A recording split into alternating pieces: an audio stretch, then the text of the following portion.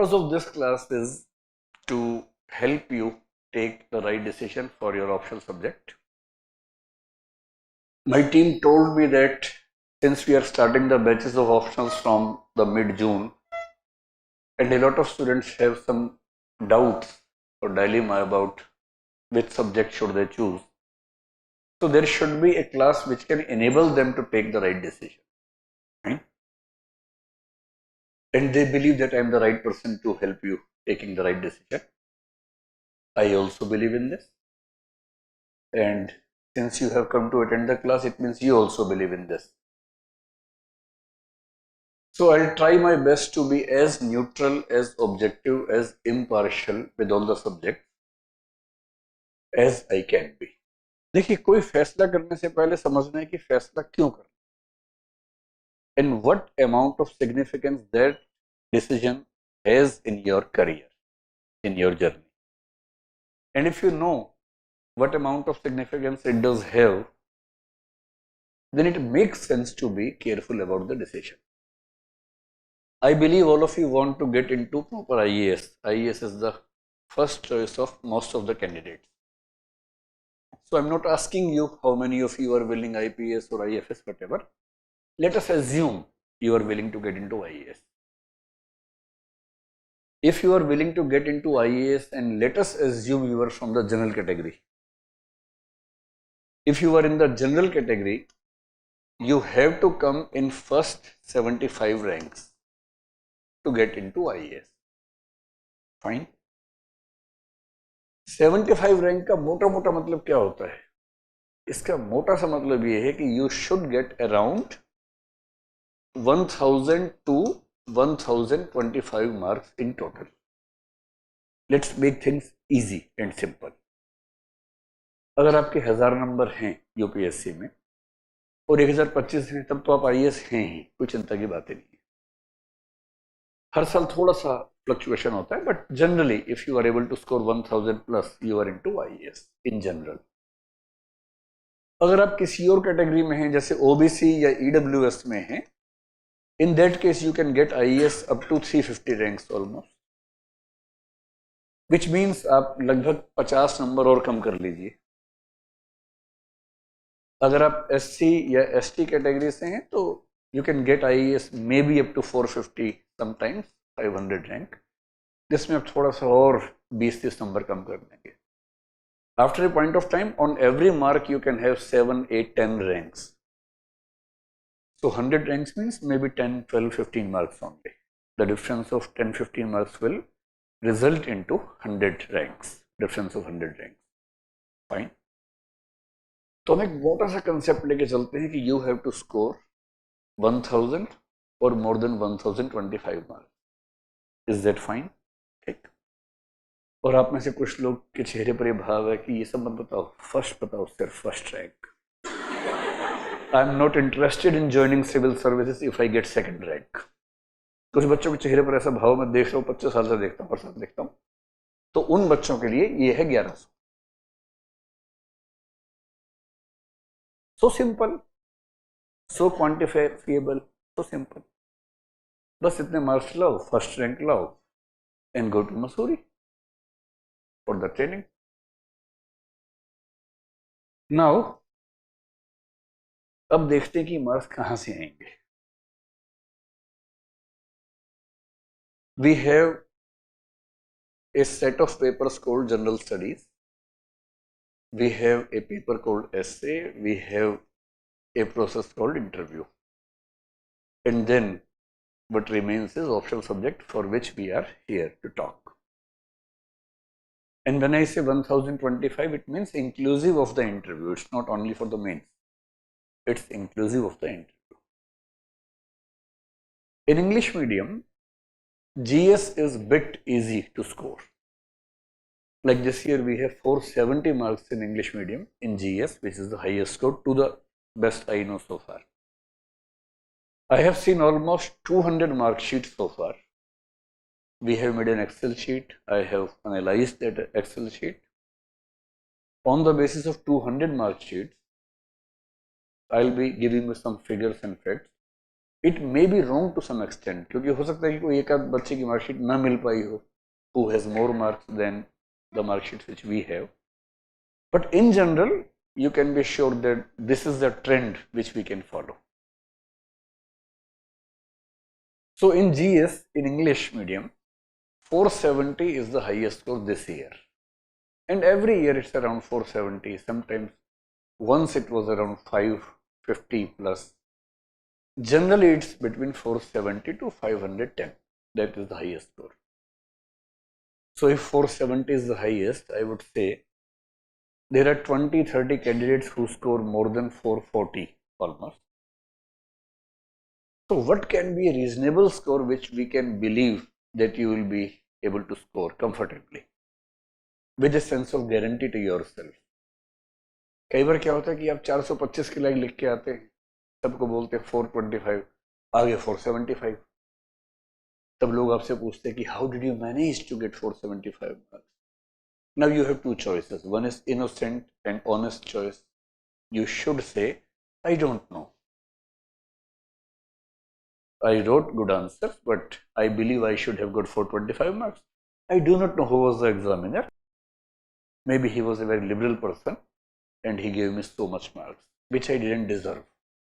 This is the honest answer, which I mean very few people attempt. The second is, आप कहें कि हीरे की पहचान जौहरी ही कर सकता है. I was a diamond, but I never knew.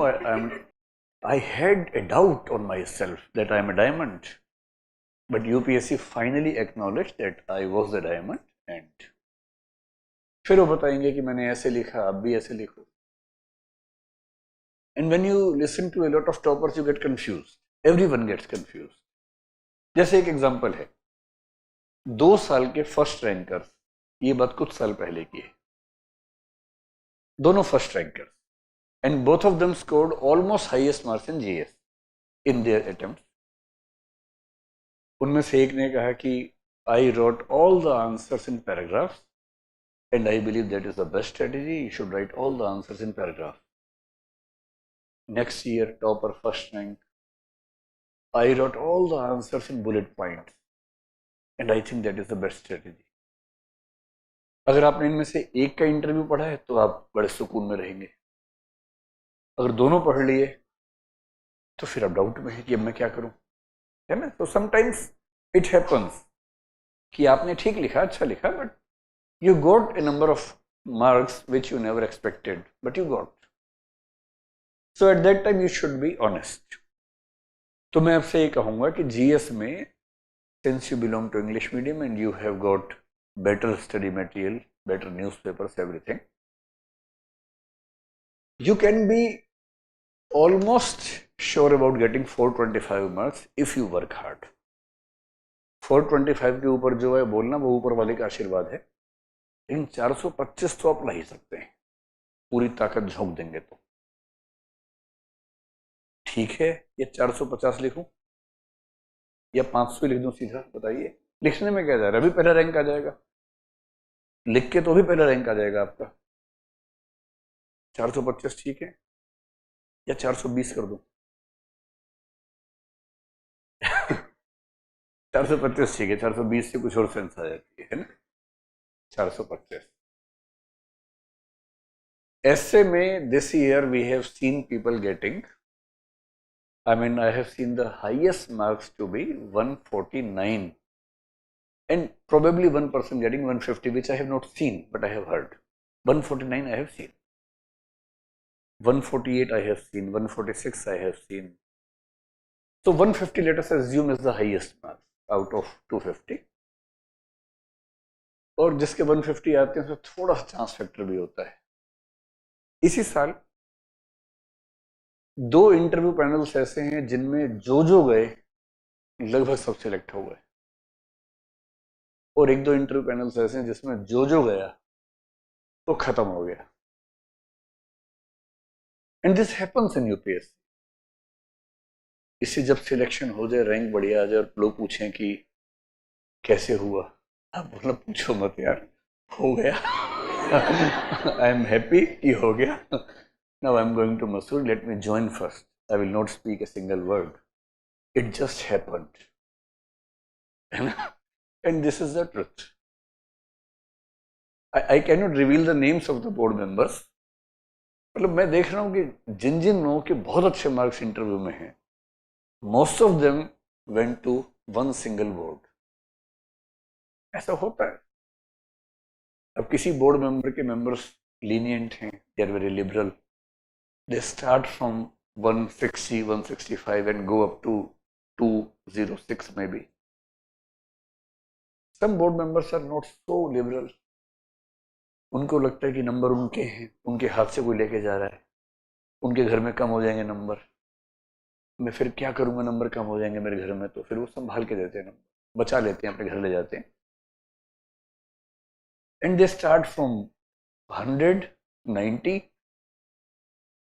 और 180 ज्यादा जाके उनको पसीना आने लगता है कि यार इतने सारे नंबर ले जाएगा 180, अगर ये बन गया तो मैं तो नहीं बन पाया था. ऐसा हो सकता है किसी को ऐसा लगे, सबकी अपनी अपनी नेचर होती है. UPSC attempts to have an equalization between the marks of all the boards. They do take serious attempts. They advise the members of UPSC, which means chairman of the interview panel. Every member of UPSC becomes a chairperson of the interview board, and there are 4 more members who are the visiting members for the interview.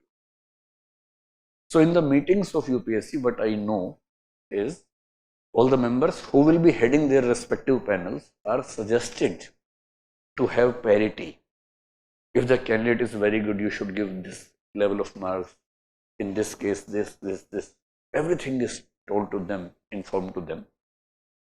पर आप कितना भी बता लें, subjectivity तो रह जाती है थोड़ी सी.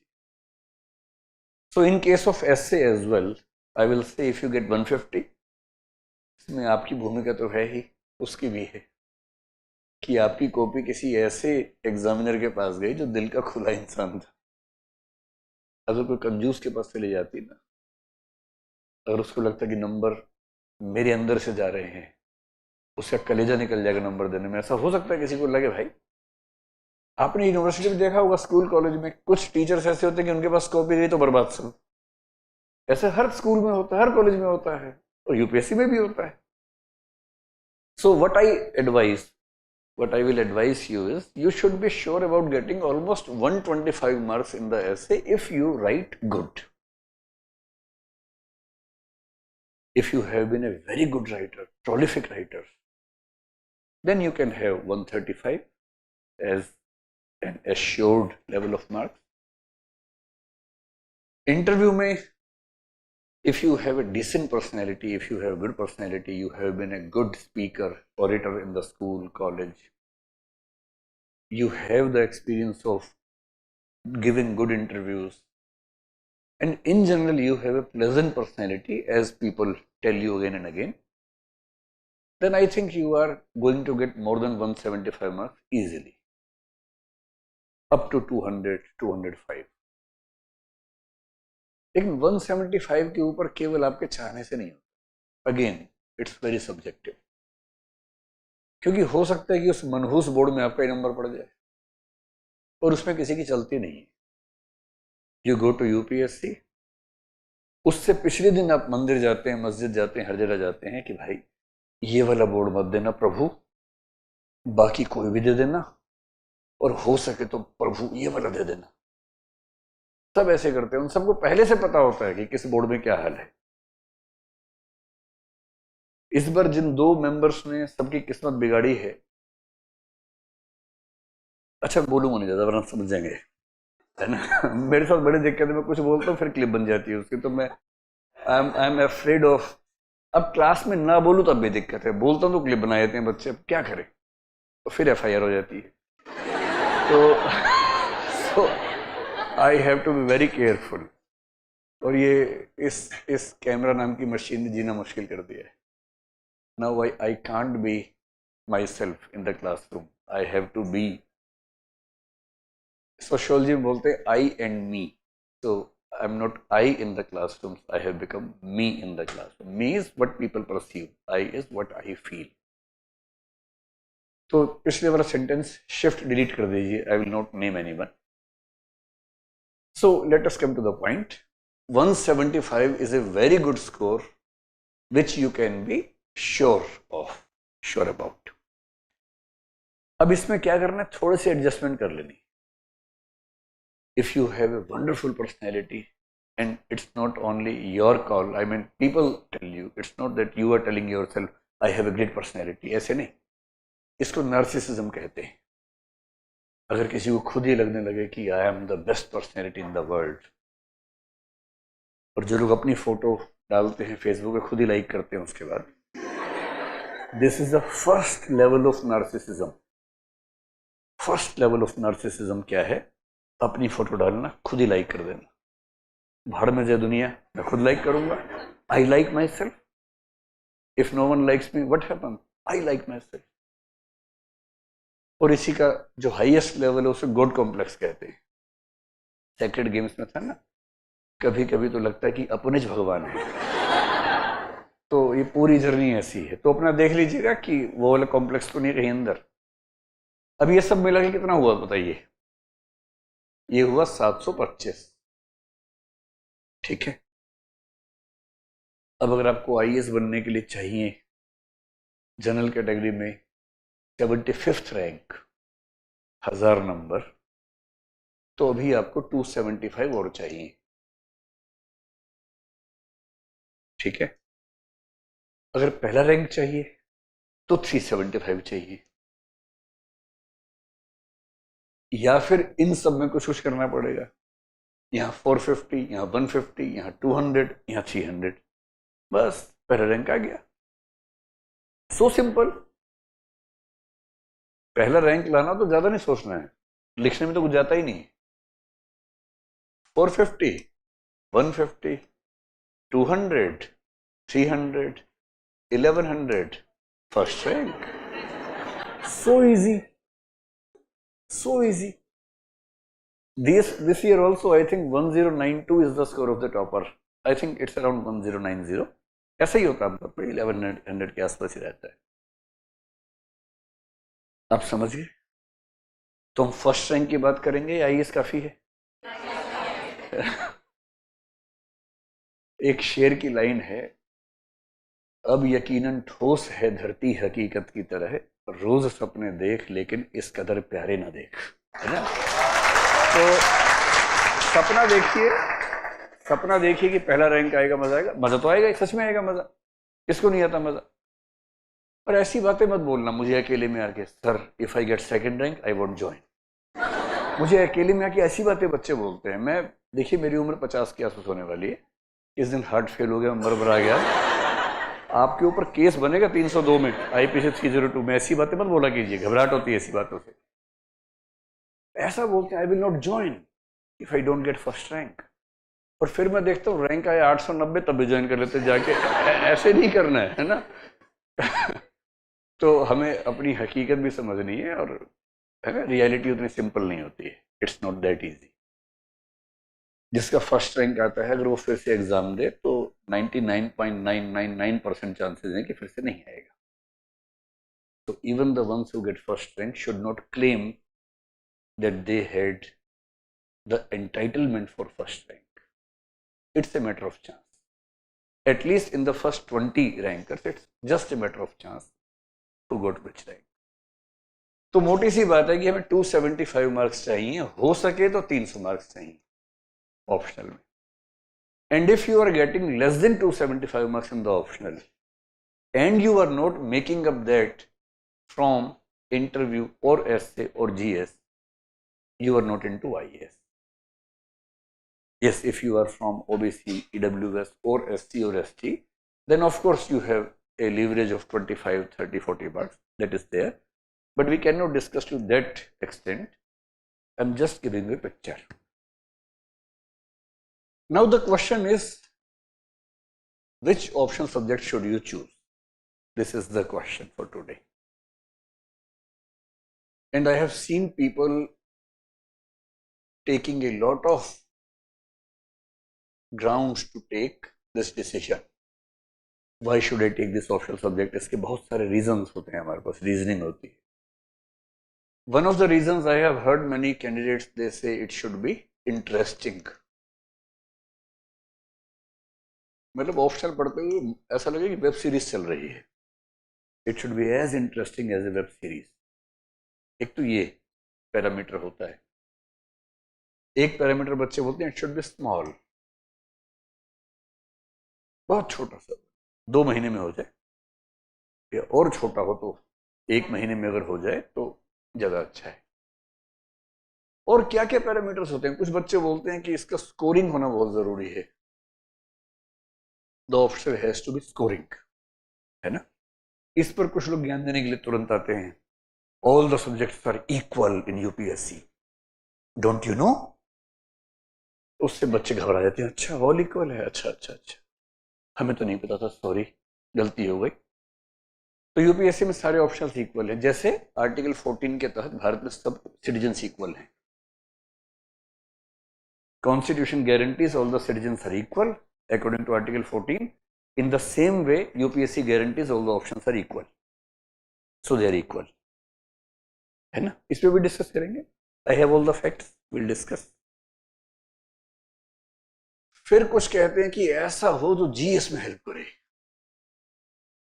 मतलब उसको पढ़ते पढ़ते जीएस भी कवर हो जाए हमारा। कुछ कहते हैं जीएस में नहीं, एसए में हेल्प कर दे। जीएस तो हम कर देंगे, it should be helpful in essay, और may be it should be helpful in interview. ऐसा सब्जेक्ट हो कि इंटरव्यू ऐसे ही हो जाए, हमारा सब्जेक्ट के नाम पे हो जाए। कुछ बच्चे कहते हैं कि इट शुड बी इजी। और आपके दोस्त और क्या बोलते हैं बता दीजिए। We should have adequate guidance और नोट्स और मटेरियल फॉर इट। मतलब ऐसा ना हो कि उसको पढ़ना ही मुश्किल हो जाए, we should get at least the material that has to be. और क्या बताए, करंट अफेयर्स होना चाहिए। हाँ, बैकग्राउंड मेरी किस सब्जेक्ट में है, do I have a background in that subject. और करंट के लिए क्या बोला आपने, इसमें करंट अफेयर्स होने चाहिए कि नहीं होने चाहिए। It should be static, okay, it should be static, there should be no role of current affairs in the subject. मतलब एक बार हम पढ़ लें तो अगली पीढ़ी में हमारे बच्चे भी उसी से काम चला लें। वही नोट्स हम देंगे बच्चों को आज से 25 साल बाद, वो भी उसी से पास कर ले। There should be no current affairs in the subject, ठीक। Anything else that you have heard और you have ever thought about, it should be there in the optional subject, then only I will choose it। क्या past record, past record किस चीज का, उसके character का, score का ही चाहिए होगा ना। पास्ट रिकॉर्ड सब्जेक्ट का क्या चाहिए, स्कोर ना, या कैरेक्टर उसका। स्कोर ही तो चाहिए, तो स्कोर तो लिखे दिया हमने, स्कोरिंग होना चाहिए। व्हाट एल्स, ट्रेंडिंग में।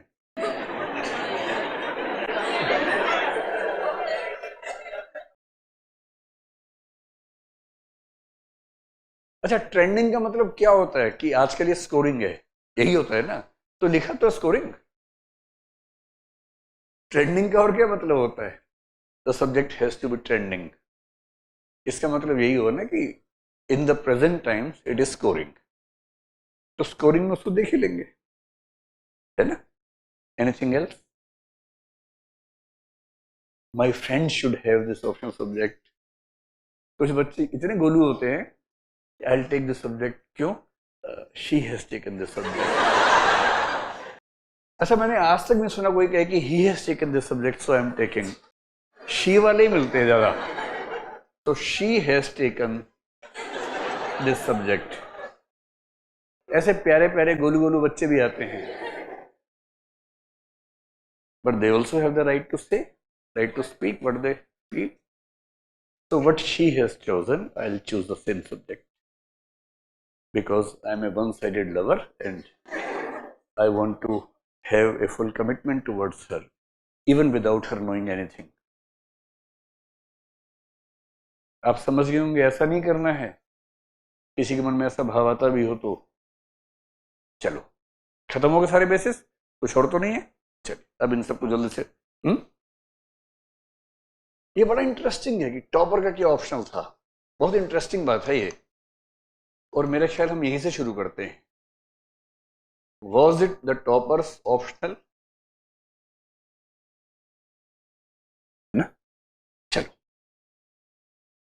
कुछ बच्चे बोलते हैं कि यूपीएससी की रिपोर्ट में उसमें परसेंटेज कितनी है। आपने यूपीएससी की रिपोर्ट देखी है ऐसी कोई? मैं आपको बताता हूं। यूपीएससी रिपोर्ट ये भी समझ लेते हैं, क्योंकि कई लोग आपको रिपोर्ट दिखा के कंफ्यूज करेंगे, तो पहले ही समझ लेते हैं क्या मसला है। ठीक है, अब 10 मिनट में इन सारे बेसिस समझते हैं, फिर हम डिसाइड करते हैं कि इनका क्या मैट्रिक्स होना चाहिए आपके लिए, and on the basis of that matrix will decide which option can be placed at what level. UPSC की रिपोर्ट हर साल आती है, जो पार्लियामेंट में प्लेस होती है। That report presents a lot of data. In that data, there is one specific data which tells what is the percentage of selections from every subject. जैसे आप देखेंगे जो बहुत अच्छे सब्जेक्ट्स हैं वो 10% के आसपास होते हैं. I mean 10% of the candidates who sat with this subject in the main examination finally got selected in the exam. ये डेटा होता है. In some subjects it's around 8%, 9%. Once upon a time in some subjects it used to be 15%, even 18% sometimes. 10% is a decent figure. If 10% of the candidates appearing with one subject in the main examination are able to get through finally, it means it's a good result. In some subjects like history, I have seen it's around 6%. Geography, it was 6, 7, 8% sometimes. In psychology, some years back, 7, 6 years back, it was around 15%. So it keeps on changing. But personally speaking, I have no faith in this parameter. And there is a very specific reason. The percentage of optional subject doesn't indicate what was the role of this person's optional in his or her success. आप समझ पा रहे हैं ये बात? जैसे मेरे 1000 marks आए तो मेरा सिलेक्शन हो गया. ये हो सकता है कि उन 1000 मार्क्स में से ऑप्शनल में सिर्फ 250 मार्क्स हो. And since I had better marks in GS or in essay or in interview, I got selected with this subject, but not with the help of this subject. देखिए, मैं जब मेरा selection हुआ पहले attempt में 22-23 की उम्र में, मतलब 22 में दिया, 23 में हुआ. We used to have 2 subjects at that time. I had Hindi literature and sociology as my subjects. Sociology in English medium is a wonderful subject. In Hindi medium, it used to be a worst kind of subject. But I took it because I was interested in it. And at that time, for me, this was adequate reason, which I will not suggest you. But I took a wrong decision for myself at that time. In the very first attempt, I tell you exact marks. I got 343 marks in Hindi literature and 247 in sociology, and I got selected. तो पहला attempt से तो हल्ला much गया university में. तो कई लोग आके बोले आपका किस सब्जेक्ट से हुआ? तो मैंने कहा कंफ्यूजन ना हो, इसलिए पूरा सेंटेंस ठीक से सुनना. मेरा हिंदी लिटरेचर की वजह से और सोशियोलॉजी के बावजूद हुआ, so that it should be clear. तब 2 सब्जेक्ट्स होते थे. My medium in mains was Hindi at that time. उसमें ऐसी हालत थी, तो थोड़ा चकराते थे, पर बात तो सही है. पर रिकॉर्ड में क्या चला गया? दिस पर्सन गोड थ्रू विद सोशियोलॉजी. परसेंटेज बढ़ गई उस सब्जेक्ट की.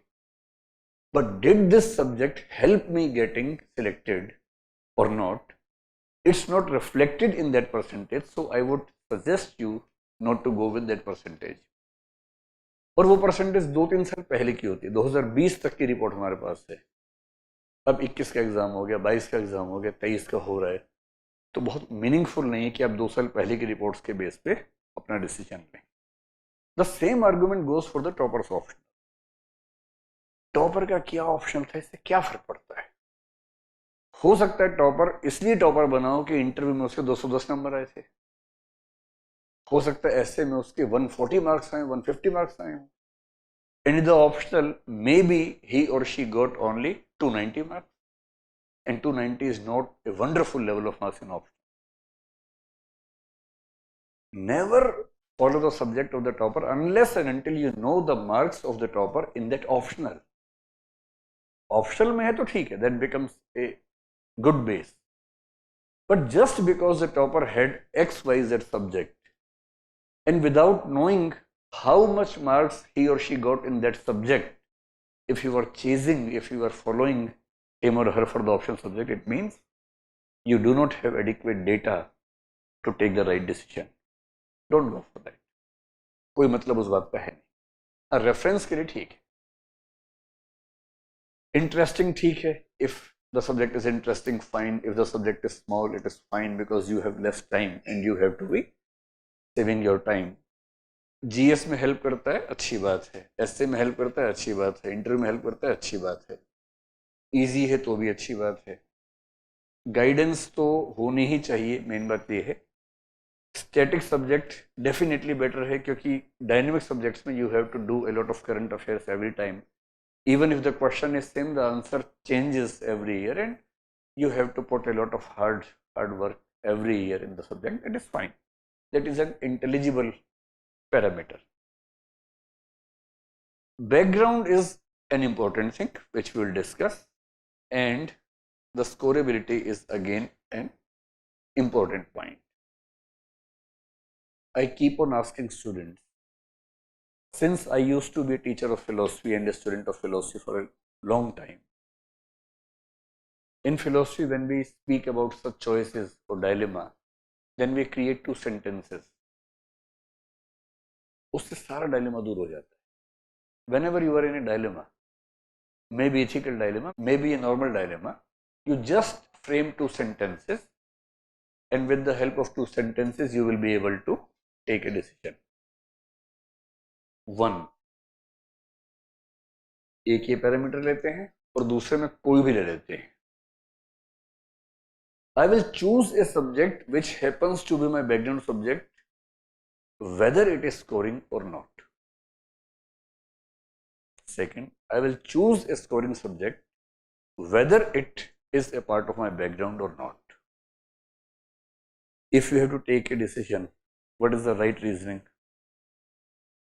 I'll take the subject which is scoring, be it a subject of my background or not.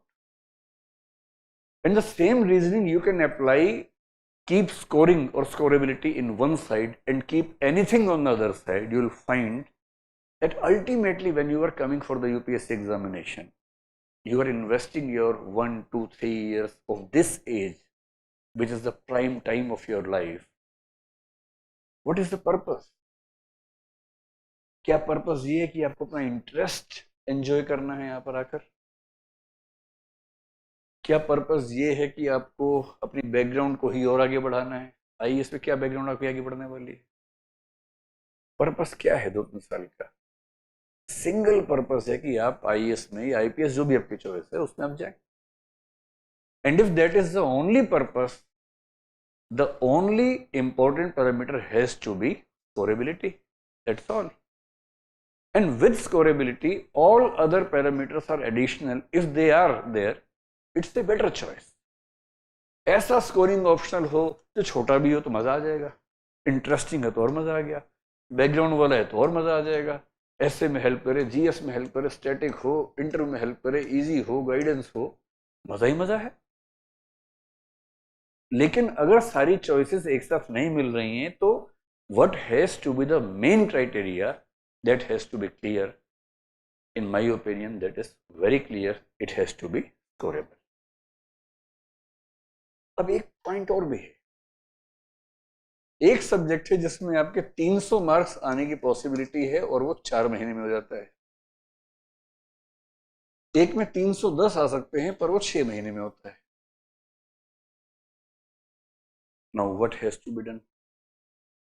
It will depend upon your target year. If you are approaching for 2024, which means you have less than 1 year to prepare, in that case I would suggest you to sacrifice 10 marks and go for this option. But if you are approaching for 2025 or 26 or later, then you can easily spend 2 more months, and 10 marks means 100 ranks or 80 ranks or 70 ranks, that depends upon where you are placed in the rank list. It may mean from 50 to 100 ranks depending upon your position in the list. यहाँ तक की बातें clear है आप लोगों को? तब एक काम करते हैं, हम कुछ ऑप्शंस का जिक्र करते हैं एंड देन लेट अस सी कि उनका स्कोरेबिलिटी का स्कोर क्या है। और मैं 2020 में यूपीएससी की रिपोर्ट क्या कहती है, 19 में क्या कहती है, 16 में क्या कहती है, मैं वो हिस्ट्री बताने के लिए नहीं आया हूँ आप लोगों को। तो आज ही सुबह वो 150 मार्कशीट्स निकाली, एक्सेल शीट से लिख के ले आया अपने हाथ से सारा का सारा कि हर सब्जेक्ट की क्या हालत है। तो पहले आप मुझे बताएं कौन कौन से सब्जेक्ट्स में आप इंटरेस्टेड हैं, फिर हम उसकी बात करेंगे। सोशियोलॉजी है, पीएसआईआर है,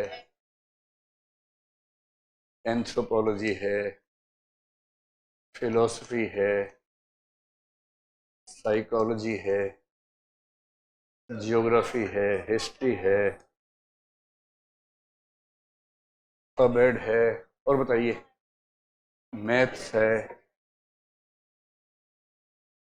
accountancy, English literature, Hindi literature और इकोनॉमिक्स। मैथ्स हो गया भाई, जूलॉजी,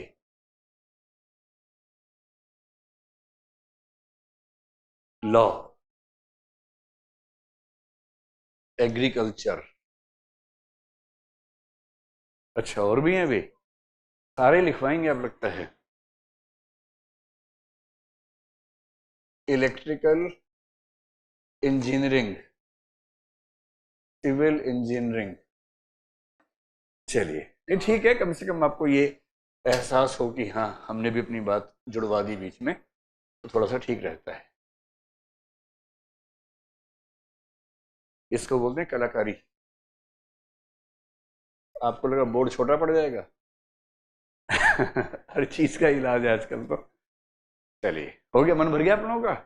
कोई कमी तो नहीं है किसी तरह की? बॉटनी, हाँ बॉटनी भी लिख लो भाई। बॉटनी, उर्दू लिटरेचर, हाँ हाँ, फिजिक्स, यस फिजिक्स, और केमिस्ट्री तो छूट ही गया। चलिए ठीक है, संस्कृत,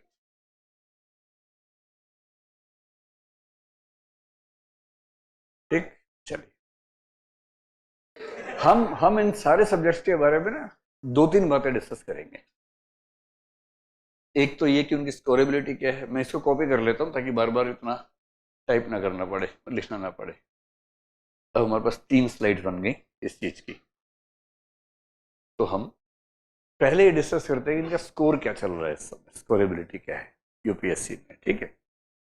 फिर देखेंगे साइज, फिर देखेंगे कि इनका जीएस वगैरह में कितनी हेल्प होती है, थोड़ी बहुत है, ज़्यादा है या बहुत ज़्यादा है, and then based on all the parameters you can take the right decision for yourself, ठीक है। इस बार का मैं ट्रेंड बता रहा हूँ सिर्फ अभी फिलहाल, और जिन सब्जेक्ट्स में इस बार का नहीं है जनरल ट्रेंड बता देंगे। And let me be very clear about this before starting. जो मैं आपको बताना चाह रहा हूँ, देखिए क्या होता है कि मान लीजिए हम एक सब्जेक्ट की बात करें, सोशियोलॉजी। लेट अस अज्यूम कि उसमें 200 candidates appeared. Let us assume it should be more than 500, but let us assume the number is 200. इस 200 में से कई लोगों के बहुत ज्यादा होंगे, कई एवरेज होंगे, कई बहुत कम होंगे। So are we focusing on the average of the subject, or we are focusing on the average of the best 2-3 candidates? So the right parameters is choose the best 2-3 people and see two things. What is the upper limit in this subject? And if someone is scoring 315 marks, it means you have at least the chance of scoring 315 marks. अगर एक subject में 315 आ रहे हैं और आपके 250 आ रहे हैं, it's not the fault of UPSC. It's your fault or maybe a chance. क्योंकि हो सकता है कि आपने भी उतना ही अच्छा लिखा था पर कॉपी किसी मनहूस के हाथ में चली गई। एकदम साफ साफ कह रहा हूँ, एसए में, जीएस में, ये सब हो सकता है, चांस की बात। इसी साल देखिए जीएस पेपर 3 में I have not seen a single person scoring more than 100 marks in GS paper 3 so far. Paper तो आसान था, ऐसा कुछ भी नहीं था मेरे ख्याल से। जिसके पास गया होगा क्या कहें अब, मतलब यू कैन अंडरस्टैंड। जबकि बाकी पेपर्स में देखिए 130 भी हैं, 140 भी हैं, 125 भी हैं, सब है। उस पेपर में ऐसा क्या था? ऐसा कभी कभी एसए में होता है, सबका नहीं, कि एक bunch of essay which was given to probably one examiner, no one is able to score more than 100, 110, 120. Although UPSC claims that it takes care of the subjectivities, it moderates all the examiner's marks, but I doubt it's possible to bring or to develop a system in which we can deal with every possible subjectivity. It's very difficult, almost impossible. तो जब मैं आपको इनके marks बताऊंगा तो मैं आपको बताऊंगा ये कि इसमें हाईएस्ट मार्क्स इस साल हमें क्या देखे हैं फिलहाल, out of the almost 200 mark sheets which I have seen. I have not been able to see all 933 mark sheets. I have seen just 200. 200 is not just, but yes, as compared to 933, it is just. अब इनके base पर जो highest marks दिखे मैं आपको उनका बताता हूँ सब्जेक्ट में क्या है। PSIR is 313, rank 1, इशिता किशोर, ये तो आपको पता ही होगा, सबने सुना ही होगा। And 313 is a wonderful achievement for anyone in the optional. और जब मैं आपको साथ में ये बताऊं कि 200 लोगों में मैथमेटिक्स से 3 लोग मिल चुके हैं, but in mathematics I have not seen more than 312 so far, and 312 belongs to rank 120. Gagan, he is very closely associated with me. 311 हैं, 310 हैं, 312 हैं, पर 313 भी दिखे नहीं, हो सकते हो, अभी तक नहीं दिखे।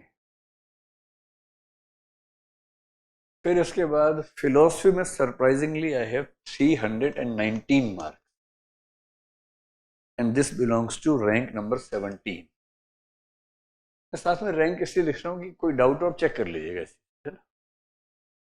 You want me to speak the name, इसका नाम अविनाश कुमार है, पूरी जीवनी लिख रहा हूँ मैं सबकी, कोई कंफ्यूजन नहीं रहना चाहिए, है ना। फैक्ट्स की बात है तो फैक्ट है, उसमें काहे की गप मारनी है। चलिए, anthropology this year again has done wonderful, it's 325 so far, highest, rank 110। इनका नाम निधि पाल, हाँ निधि पाल है, शी स्कोर्ड 325 मार्क्स। अब ये सब लिखते रहिए साथ साथ, आप प्रवचन वाले भाव से सुन रहे हैं, उससे कुछ नहीं होगा, नोट कर लीजिए, क्योंकि आपको फैसला करना है बाद में अपनी जिंदगी का। आप लोग ऐसे बैठे कि बस चिमटा उठाना है और वो बजाना है ना, ये भजन नहीं चल रहा भाई, ये डिसीजन है आपकी लाइफ का बहुत बड़ा, तो थोड़ा हाथ लिखिए चीजों को।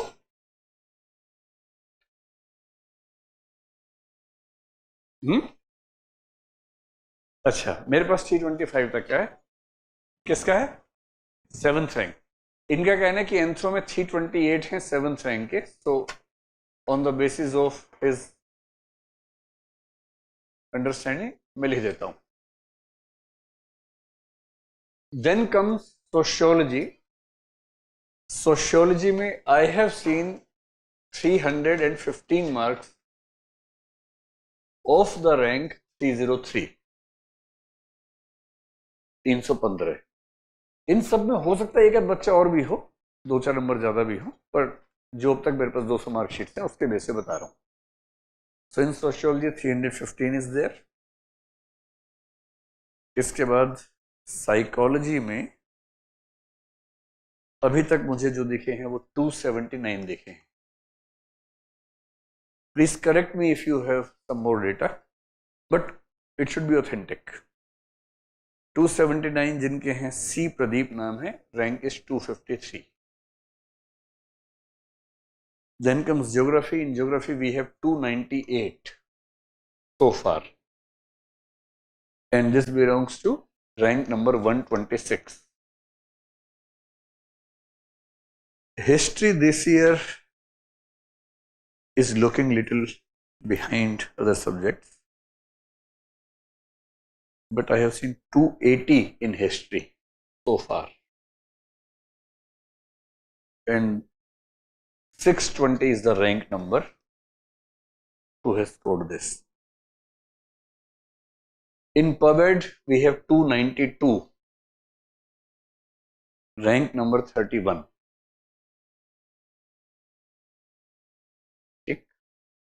In English literature, I have 299,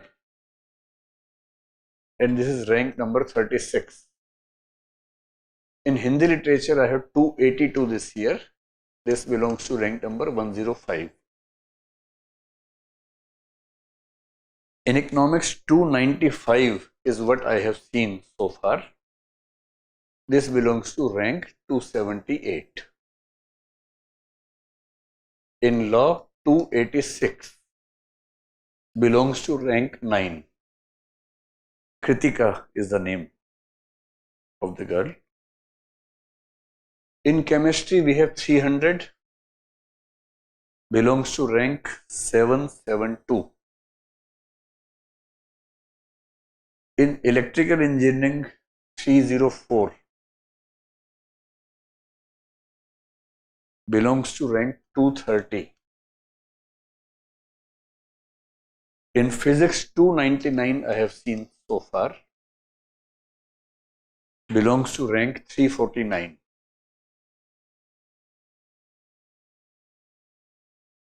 management तो पूछा ही नहीं आप लोगों ने, कोई बात नहीं। बच्चे यार बता दीजिए, कोई बात नहीं, हम सुन लेंगे। क्यों सुन लेंगे, छोड़ो। ज्योग्राफी हो गया ना।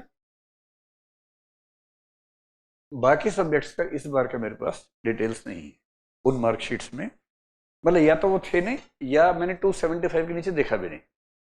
I just focused on 275 plus. So in other subjects, the mark sheets that I had, either there was no mark sheet or maybe they did not have more than 275. तो अब इससे जो समझ में आता है हमें, अगर हम रैंकिंग करें इस बार के बेस पर, नंबर 1 पे कौन सा आगे है, एंथ्रो है। नंबर 2 पे कौन सा है इस बार, philosophy. Then we have 315, number 3 पे सोशियोलॉजी है, नंबर 4 पर PSIR है, नंबर 5 पर मैथ्स है ना। तो हमें कुछ तो सब्जेक्ट समझ में आ गए जिसमें 300 प्लस हमें देखे। उसके बाद इलेक्ट्रिकल है, पर ये बहुत स्पेसिफिक है, हर कोई ले नहीं सकता ना। 7 पर केमिस्ट्री है और कुछ और subject. This is one parameter. तो मैं फिर आपसे कह रहा हूं, ऐसा नहीं है कि हर साल सेम रहता है, हर साल 5-10 नंबर कम ज्यादा होते रहते हैं। So may be next year you see anthro on the second rank, PSIR on the first rank, और may be sociology on the first rank, ऐसा ये सब चलता रहता है। So you have to just be careful that whatever the subject you choose has the potential of good marks. And since you need 275 marks to get into IAS, मैं फिर आपसे कह रहा हूँ, if you belong to OBC or EWS or SC or ST, 15, 20, 25, 30 marks का आपके पास leverage है।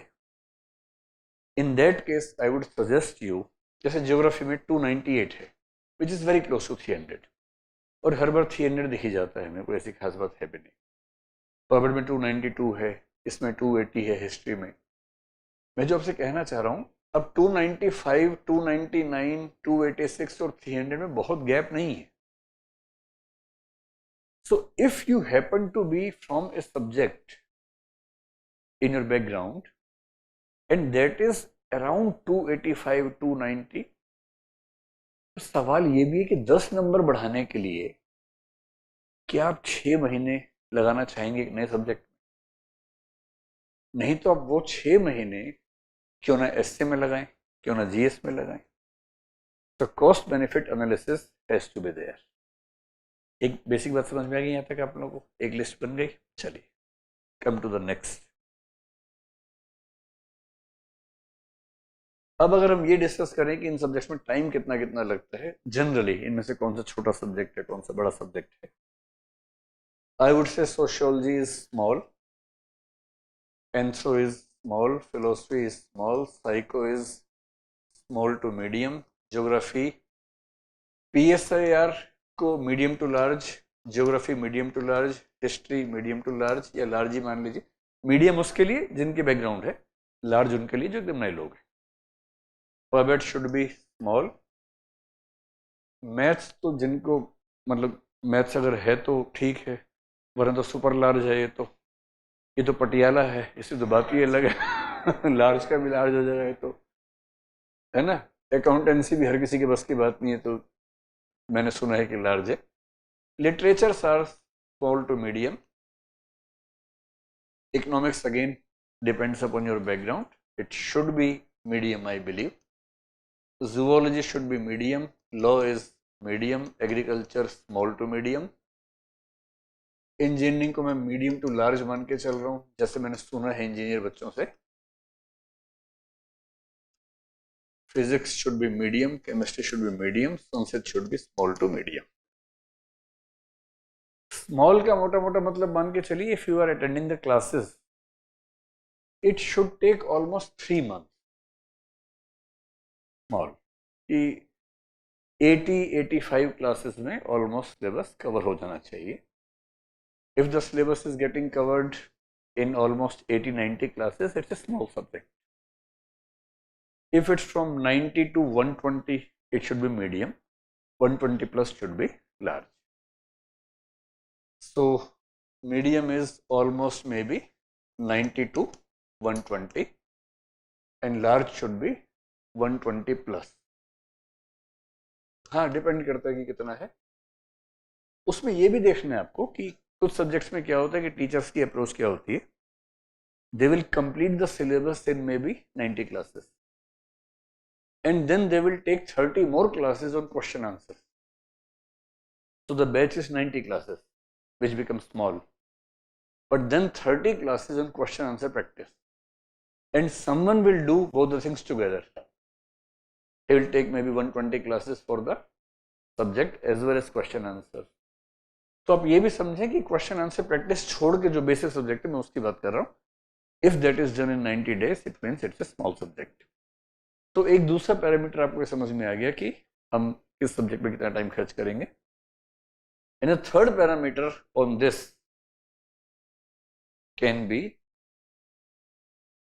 कि जीएस में, एसए में इन सब की हेल्प कितनी होती है। And then we will come to take the right decision. Sociology prelims में इसकी हेल्प नहीं के बराबर है। मेंस में, have you seen the syllabus of mains properly? In paper 1 there is one segment called Indian society. In paper 2 there is segment called social justice. So you can say around 100 to 150 marks, 125 marks आप कह सकते हैं कि इससे mains में आ जाता है। Essay में ह्यूमैनिटीज के सब्जेक्ट जनरली हेल्प करते हैं, हालांकि पिछले 2 साल से फिलोसफी ही हेल्प कर पा रहा है एसए में। तो have you seen the topics of essay in last 2 years? All the topics, almost all the topics are abstract, and in the abstract topics, subjects like philosophy can help you. Concrete subjects are generally not able to help you much. PSIR prelims में help करता है, maybe 15 questions of polity. Mains में help करता है paper 2 का जो polity और IR वाला हिस्सा है.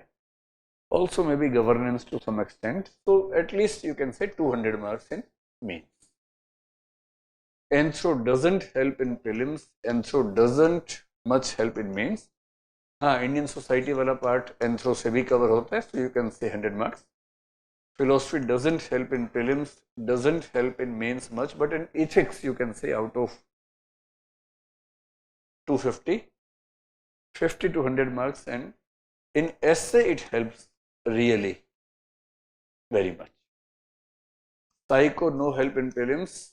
In mains, ethics paper you can say 50 to 100 marks, almost equal to philosophy in that. And in essay also it helps. Geography is great for your GS. Geography पढ़ने का मतलब पता है कि जैसे प्रीलिम्स में you have 100 questions in GS.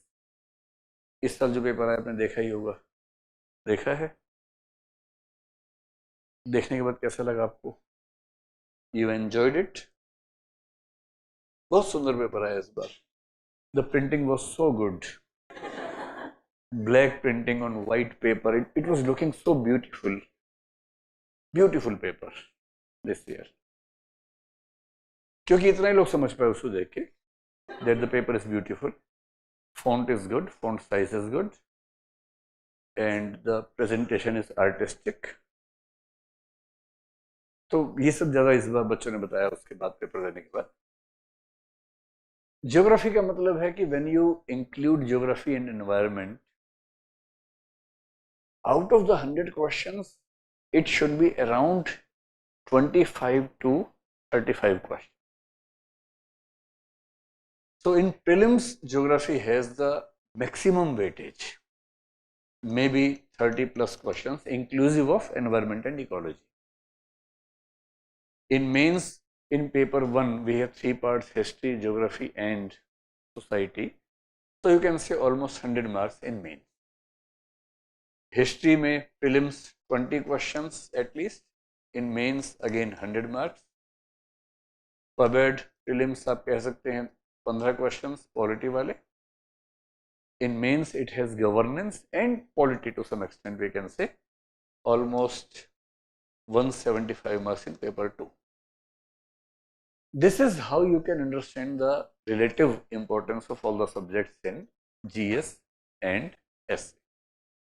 बाकी subjects में आप जिनमें इंटरेस्टेड हो मुझे बताइए. मैथ्स में इट हेल्प्स इन सीसेट.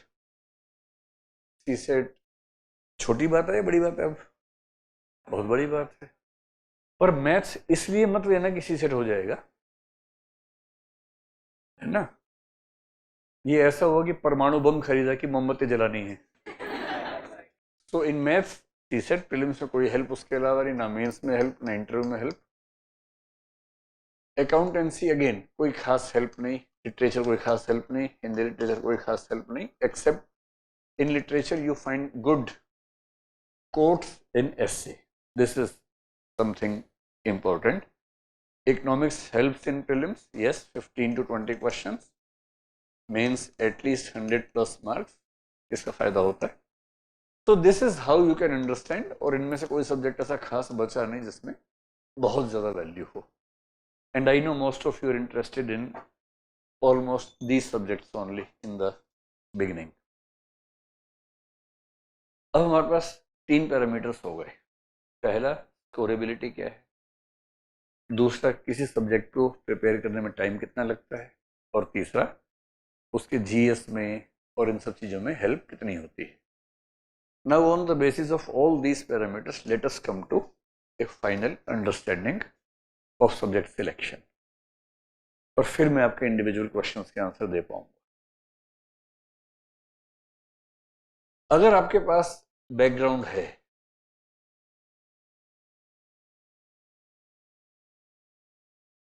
इसके 2-3 मतलब होते हैं. आई am not talking about the certificate you have. Sir, I have a certificate which mentions that I am a graduate honours in history. I have just seen that. It mentions. ऐसी वाली background नहीं चाहिए. Like I have done history honors from Delhi University in graduation, but I know it's a history. How did I do it? I know, only I know it. तो अगर मैं इस background के चक्कर में पड़ जाऊं तो ये नुकसान कर देगी. तो बैकग्राउंड का मतलब है कि if you have seriously studied the subject, doesn't matter कि आपके उसमें मार्क्स कितने आए थे, but you should have studied the subject seriously, whatever the subject. And if You also had and have interest in the subject. अब वो maths हो, civil engineering हो, फलाना हो, ढिकाना हो, जो भी सब्जेक्ट आपका है. And I would say you a very simple thing. If you are able to score 280, 285 plus marks in that subject, it's almost equal to scoring 300 marks in the other subject. So I would specifically make a request. If you have a subject in your background which you have done well, which you are interested in as well, go for it. It should not be a very bad subject. ऐसा ना हो कि 250 नहीं देखते किसी के. But in English medium, the good thing is that almost all the subjects have few good candidates who are scoring well. So, because I have to take care of Hindi medium students as well, वहाँ हम केवल 3 choice देते हैं, 3 या 4. वहाँ बाकी सब मौत के कुएं हैं, सब्जेक्ट्स नहीं है, मौत के कुएं हैं वो सब. वहाँ केवल 2 या 3 में ही स्कोर ठीक आता है, किसी में नहीं आता. So we have to be very careful. In English medium, almost all the subjects are doing well, except maybe a few. तो if you are able to score 280, 285 in your background subject, इससे क्या होगा कि आप अपने कम से कम 4 से 6 महीने बचा लेंगे. When I say a small subject takes 3 months, it means it takes 3 months for the classes. And then you have to work hard on it on your own as well. So even a small subject would consume at least 4 to 6 months of your time in the whole preparation. And I strictly believe that if you spend 4 to 6 months on your essay, maybe on your GS, answer writing practice, etc., you can easily manage at least 20 plus marks in all those papers. That can be increased. सारा खेल cost benefit analysis का है. And that is what we always do. Whenever we take a decision, we have to weigh the cost and the benefit. Don't just see 300 marks in this optional. Also see you do not have any background. It will take 4 to 6 months of your time. And then again, आपको क्या लगता है कि जैसे political science में हम 313 number देख रहे हैं, क्या सबके उतने मार्क्स आ गए हैं? And if you ask me, I believe कि 500 लोगों ने कम से कम PSIR से एग्जाम दिया होगा. उनमें से कितने के 300 प्लस आए होंगे? कुछ idea? I do not have all the facts, but I doubt maximum 5 के होंगे. तो ये भी ध्यान रखना है, जब आप केवल टॉपर के मार्क्स देकर डिसाइड करते हैं, you are taking a very small sample size, that is almost 1% of the candidates who appeared in that subject. इस बात की क्या गारंटी है कि आप उस 1% में आ ही जाएंगे? चांस है, होना भी चाहिए. You should have that belief in yourself that you will be one of those 5 candidates. पर एज्यूम कीजिए कि आप अपने सब्जेक्ट में, लेट अस एज्यूम ज्योग्राफी की आपकी बैकग्राउंड है, and you have a belief that you will be able to score around 280, 285 marks in geography, let us assume. But you saw the number marks of the topper 313 in PSIR. I will take PSIR because the topper gets 313 marks in PSIR, not in geography. पर उस समय किसी ने ये तो बताया नहीं कि 500 में से 5 किए हैं. और हमने खूब मेहनत की, 6 से 8 महीने लगा जी, क्योंकि सब्जेक्ट थोड़ा लंबा होता है, डायनामिक भी होता है, हर साल चेंज भी होता है. 6 से 8 महीने लगा कि मान लीजिए आपके आए 290. तो ये कॉस्ट बेनिफिट में बेनिफिट है, कॉस्ट है? तो हैवी कॉस्ट, बहुत कम बेनिफिट है. क्या फायदा हुआ इसका? And the game is about the time management. 1 साल लंबा चलने वाला एग्जाम, 2 साल आपके फूक ही जाने हैं इसमें.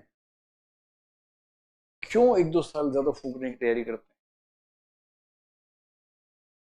So my clear cut opinion is, if you have a good background in any subject and you are finding your subject 2-3 candidates scoring 280 plus marks in your subject, Do not chase the 300 mark subject. Go for it. Score 280, 285, 290 and put your 6 months in your essay or GS or interview, and you will certainly get 20, 30, 40 more marks than what you will achieve in this subject. Is that clear? For the ones who do not have a good background subject, for them we can make a classification, no background. No background means you have a background on the papers, but in reality you don't have. And this is the case with most of us. Am I right in assuming this? आप में से कितने लोगों के serious background है? हाथ खड़ा कर। देखो एक ने भी हाथ नहीं खड़ा किया। हाँ, एक ने किया। सदीप, आपने लाज बचा ली सबकी, पूरे समाज की। पूरे 400 में एक ने हाथ खड़ा किया है सीरियस बैकग्राउंड में। आप सीरियस वर्ड से घबरा गए। सीरियस का मतलब ये भी नहीं कि मैं कोई क्वेश्चन पूछूंगा, मतलब जनरली आपने ठीक से पढ़ाई की है। हाथ खड़ा करें। हाँ, अब फिर ना, अब 15-20 हो गए। Very good. With subject mathematics. और आपका political science. Good, very good. आपका इंग्लिश लिटरेचर। कहाँ से किया आपने? अच्छा, कर रही हैं आंसर आज से भी। और कौन कौन थे विद सब्जेक्ट? Political science. कहाँ से पढ़ रही हैं आप? इग्नू से। अच्छा। और उधर? हाँ, ज्योग्राफी। कहाँ से? केयू से, इलाहाबाद यूनिवर्सिटी से। उसका नाम पीयू नहीं हुआ अब तक? प्रयागराज भी नहीं हुआ? इलाहाबाद ही है। अच्छा, चलिए। यस। इंग्लिश लिटरेचर कहाँ से पढ़ रही हैं आप? डीयू से पढ़ रही हैं? यस, बहुत बढ़िया। गुड।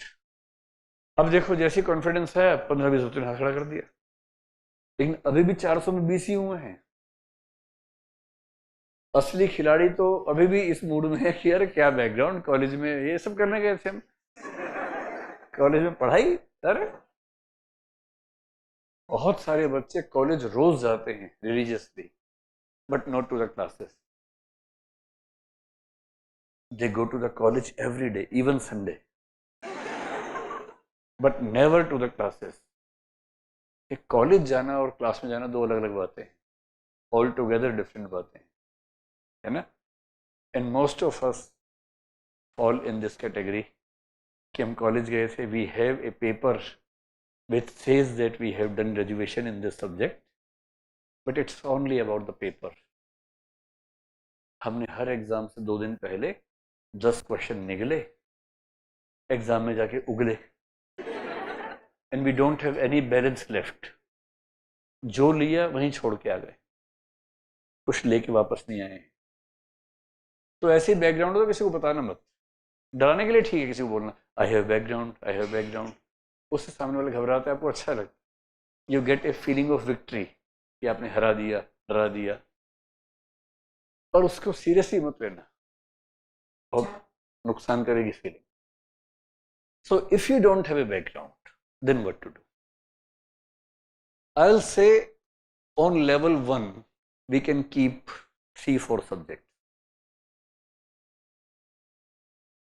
एक सब्जेक्ट इसमें आ सकता है सोशियोलॉजी, एक आ सकता है एंथ्रोपोलॉजी, एक आ सकता है फिलॉसफी। इन 3 के अलावा जो प्रीलिम्स और मेंस में आपकी हेल्प भी करेंगे, I would say PSIR and then geography. History only for the ones who have deep interest while studying GS part. History में 280-290 का स्कोर मैं देख रहा हूँ, लेकिन 300+ एक आध बच्चे के 3-4 साल में दिखता है।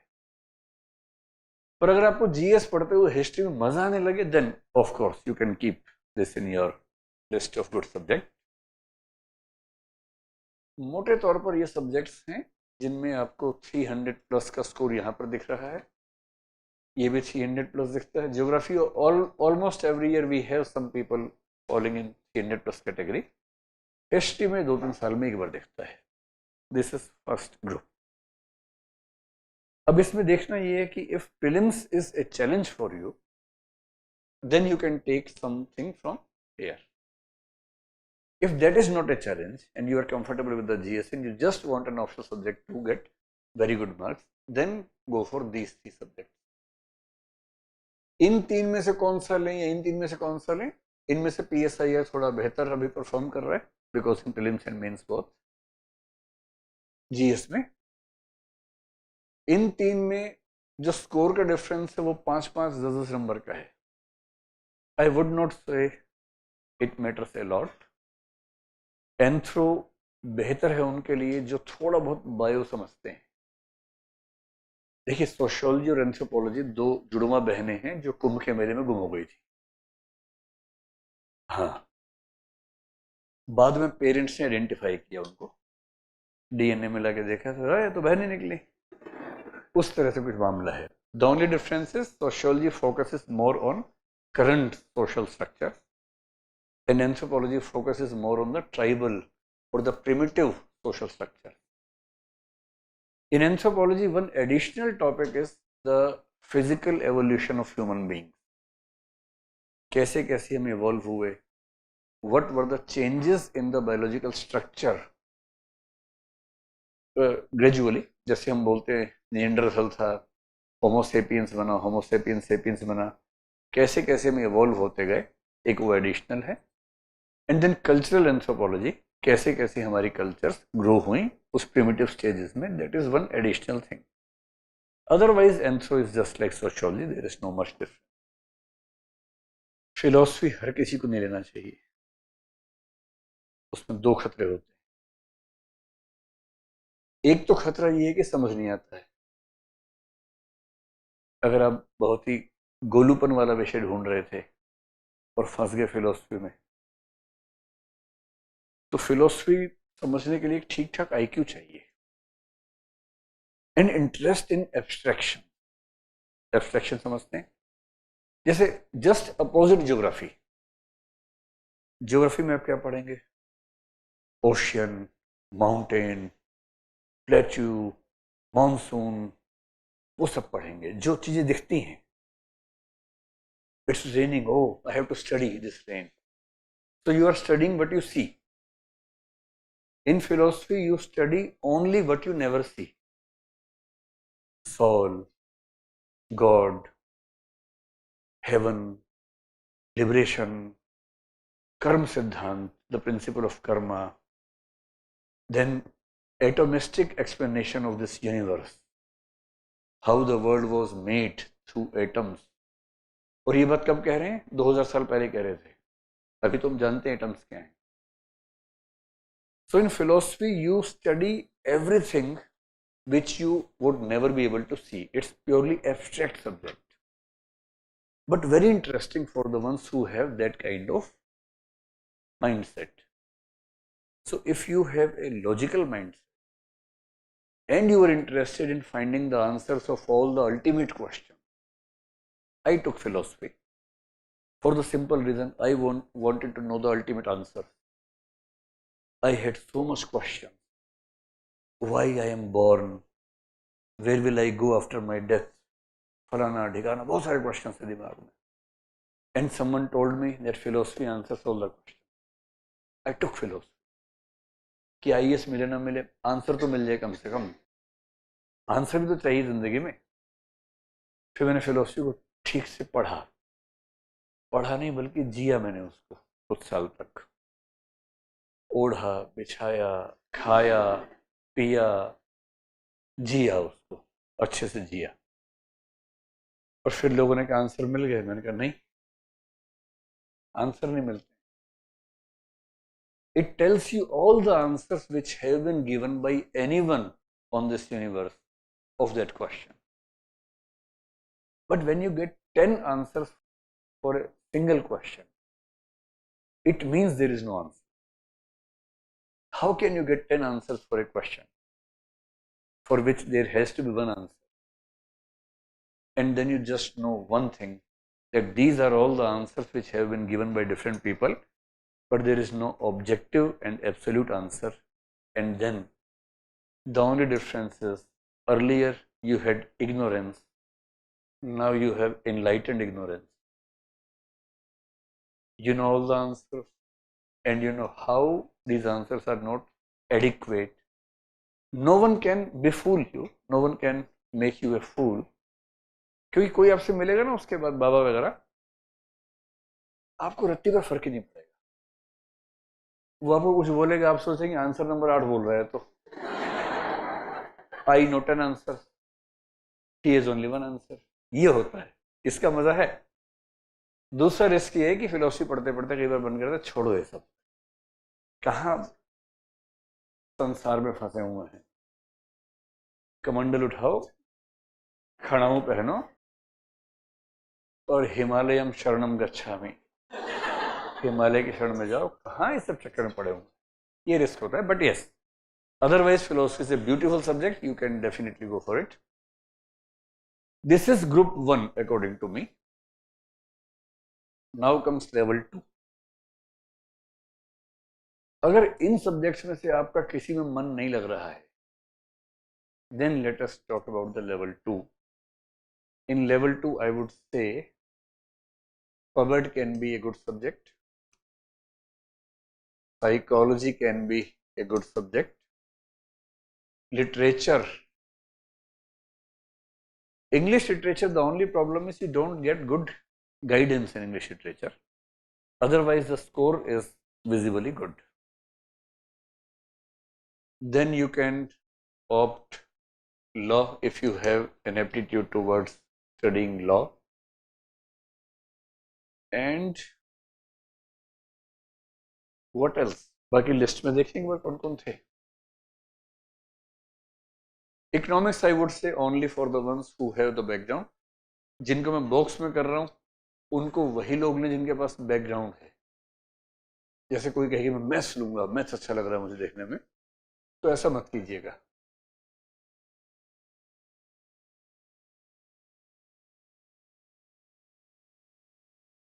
यहां तक कि Urdu literature, these are the subjects which should be taken by the ones who have the background, not by anyone else. ठीक?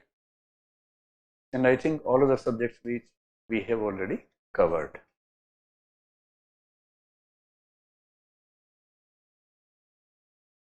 So this can be on the level 2 final. और जो मैंने बैकग्राउंड सब्जेक्ट्स की बात की, तो मैंने पहले ही आपसे कहा जो पिछली स्लाइड में था, अगर आप बैकग्राउंड वाले सब्जेक्ट्स को देखेंगे तो उसमें वो सारे सब्जेक्ट्स आएंगे which include civil engineering, electrical engineering, physics, chemistry, math.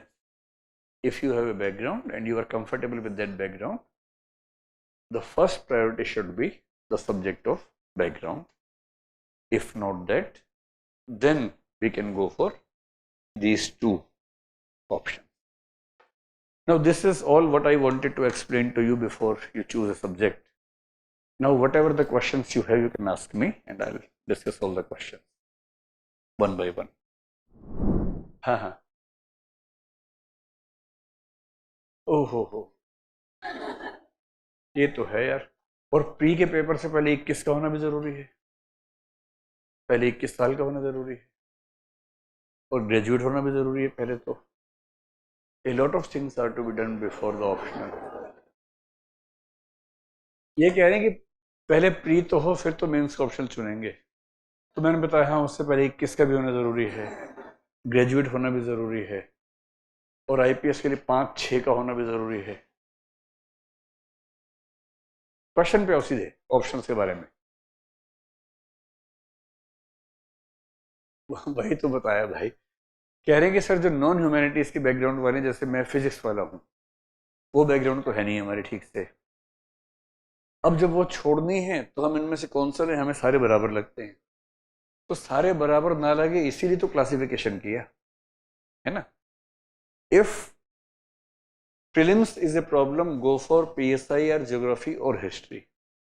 If that is not a problem, go for sociology, anthropology और फिलोसफी।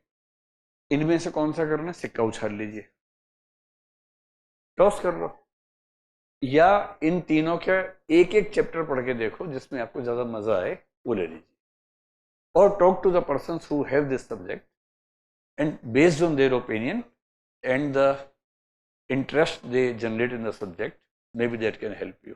सर मैंने जब प्रीवियस ईयर पेपर्स देखे थे तो PSIR में काफ़ी कंफर्टेबल लग रहा था, लेकिन सोशियोलॉजी और जो अदर्स थे वो थोड़े क्वेश्चंस अच्छे जम नहीं रहे थे सर. अच्छा, So should I go for PSIR like? you should go for PSIR, but the method of your choice is not good. क्योंकि किसी सब्जेक्ट को पढ़ने से पहले उसके पेपर देखना पुराने साल के, it doesn't make any sense. PSIR आपको अच्छा क्यों लगा? क्योंकि उसमें GS टाइप क्वेश्चन आपको दिखे, पर आंसर वैसे नहीं चाहिए उसमें, है ना. इन anthropology how can you know the answer before studying the subject? So the method you are choosing is not correct. But yes, if you are interested in PSIR out of these subjects, you should definitely go for it. जरूर चाहिए. Thank you. है ना?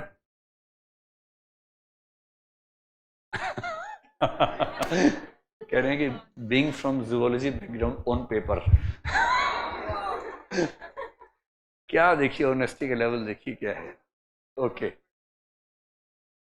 Which ones? Anthro or zoology? I would say anthro. Anyone coming from a background in botany, zoology, biology, and now choosing a new subject, I believe anthro would be a better choice for you. Yes. Philosophy में neutral रहना है आपको. ये कह रहे philosophy में कैसी approach चाहिए? You have to be neutral, you have to be curious, you should not ask for the final answers because no one does have. तो फिलोसफी में क्या है? इंडियन वेस्टर्न फिलोसफी में सब फिलोसफर्स ने क्या क्या कहा वो तो मैंने कह दिया हिमालय वाली बार, ऐसे कोई जाता बाता नहीं है. जब हिमालय जाने का मन करे थोड़ा सा नीचे घूम लो करोल बाग में, फिर मन करता यहीं रह लेते हैं, या हौज खास विलेज चले जाना एक दिन के लिए. मैंने सुना है कि वहां जाके लोगों का मन इहलोक में रहने का करता है, फिर परलोक का मन नहीं करता फिर, है ना. तो बहुत डरने की बात नहीं है, तो हंसी मजाक की बात है. यस, हाँ ले सकते हैं. लिटरेचर्स में हिंदी और English both are doing good. This year in Hindi literature we have 282 as the maximum score, but generally we have equivalent level of Hindi literature toppers as compare to these subject. नहीं, कोई दिक्कत नहीं. ऐसे बहुत सारे बच्चे होते हैं, दे हैव इंग्लिश. देखिए हमारे पास 3-4 तरह के बच्चे होते हैं. Some candidates in Hindi medium in totality, some in English medium in totality. I mean GS, essay, optional, interview, all in English, all in Hindi. Then we have many candidates who have English as the medium for mains and Hindi or Tamil or Telugu as the medium of interview. बहुत सारे ऐसे बच्चे. It's not, I mean, very less percentage. मैंने पिछले साल कम से कम 50-60 ऐसे बच्चों को इंटरव्यू लिया, मीडियम इंग्लिश है उनका, इंटरव्यू हिंदी में दे रहे थे. Because UPSC has given this choice from 2018. Earlier it was not an option. Then we also have many candidates who choose English as the medium and Hindi literature और संस्कृत और Urdu literature और Maithili literature as the subject. So they are supposed to write their subject in the language concerned. Like Hindi literature, you have to write the paper in Hindi.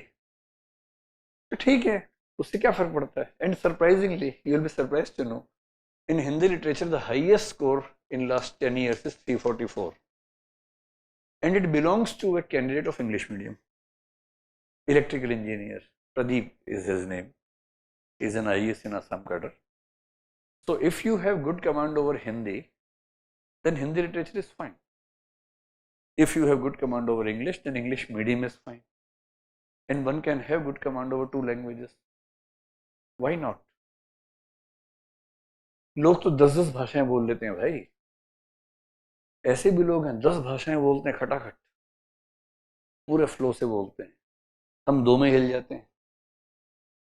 So why can't you be a good and confident person in 2 languages? ठीक है, don't worry for that. Yes, what's your doubt?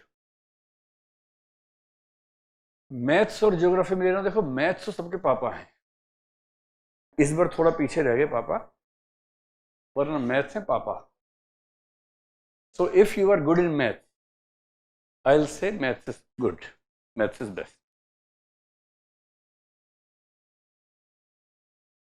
यही तो दिक्कत है कि वो अच्छा है, ज्यादा अच्छा लग वो रहा है। ये तो क्राइसिस है ही लाइफ में। यही तो सारा झगड़ा होता है किसको चूज करें। ये सेम प्रॉब्लम है, वहां भी यही प्रॉब्लम आती है। आपका ज्यादा मन ज्योग्राफी का कर रहा है तो ले लीजिए, टेंशन मत लीजिए। आप मन में डिसाइड कर चुके ज्योग्राफी, अब चाह रहे हैं कि मैं बोल दूं, तो मैं बोल देता हूं। जा सिमरन जा।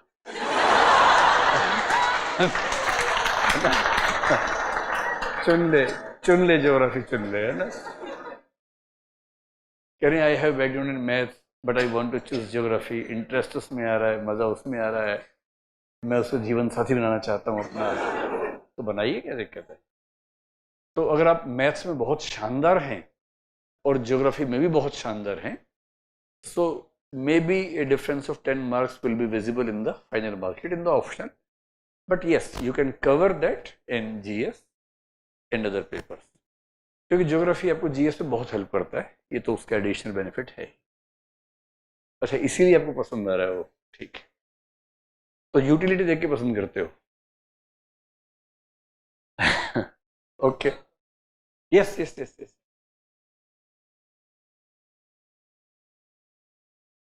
अच्छा, ये कह रहे हैं कि थोड़ा सा हमें बताइए करंट अफेयर्स के हिसाब से इन सब्जेक्ट्स में क्या क्लासिफिकेशन हो सकता है। तो हम ऐसा करते हैं, इस स्लाइड को लेते हैं। तो आप चाह रहे हैं स्टैटिक और करंट, ये बता दूं आपको, है ना। तो ऐसा करता हूं मैं, जिस पे कुछ भी ना बनाऊं वो एकदम स्टैटिक है, थोड़ा सा चेंज होता है तो 1 स्टार बनाऊंगा, ज्यादा चेंज होता है तो 2 स्टार बना दूंगा, ठीक है। तो सोशियोलॉजी थोड़ा सा स्टैटिक, मतलब थोड़ा सा करंट, उसमें केस स्टडीज आपको अपडेट करनी पड़ती हैं। पीएसआईआर में 3 स्टार बना लीजिए, उसमें आंसर हर साल चेंज हो जाते हैं। 10th रो में कुछ नहीं, वो प्रिमिटिव टाइम का चल रहा है, तो उसमें हड्डी वैसी थी, अभी भी वैसी है। कोई पूछ ही नहीं रहा कि उसमें चेंज हुआ, कैसे चेंज होगा उसमें, है ना। फिलोसफी सवाल ही पैदा नहीं होता, जितने फिलोसफर्स आप पढ़ते हैं सब मर चुके हैं, so there is no question of change. मतलब कोई सवाल ही नहीं चेंज होने का, ये अगले 20-25 साल तक भी आप मतलब नोट्स बना लीजिए, काम आएंगे नेक्स्ट जनरेशन में भी। साइको में yes, small changes. Geography yes, small changes. History no changes at all. Pub ad yes, small changes. Maths not at all. Accountancy almost nil. Literature में सवाल ही नहीं है क्योंकि सब मर चुके जिनका सिलेबस में नाम है। इकोनॉमिक्स में चेंजेस आई बिलीव बहुत ज़्यादा होते हैं। जूलॉजी में मेरे ख्याल से नहीं के बराबर। लॉ में यस, थोड़ा सा होता होगा। Maybe in agriculture to some extent. इनके बारे में जानता नहीं तो I will not make any comment, but I doubt there are changes. In botany no. Urdu no. Physics should not be changes, yes no. वही क्लैरिटी। तो pol science में ज़्यादा हैं चेंजेस, और थोड़ा पबेड, थोड़ा ज्योग्राफी, थोड़ा साइकोलॉजी, थोड़ा sociology and economics, yes of course. This is much fine. रुको रुको, डराओ मत यार। हाँ, बायोटेक बैकग्राउंड है ऑन पेपर्स। सच में है कि पेपर्स में? पेपर्स में छोड़ो ना उसको फिर।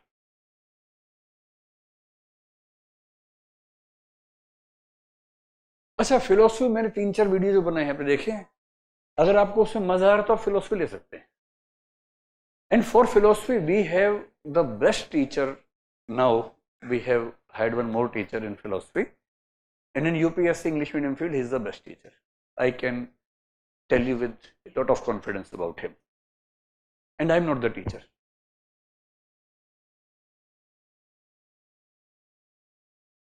हाँ, तो फिर ले लो फिलोसफी ले लीजिए, अगर आपको वो सब अच्छा लग रहा है जरूर लीजिए, है ना। Since one candidate has scored 319 in philosophy, it means the subject has the potential. Now it's you have to prove yourself. The subject has the potential without any problem. In prelims, geography will help you around 30 questions and PSIR 15 to 18 questions almost. Almost equal time. Yes, yes.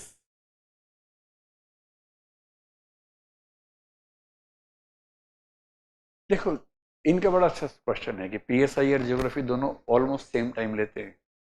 Geography has more role in GS than PSIR.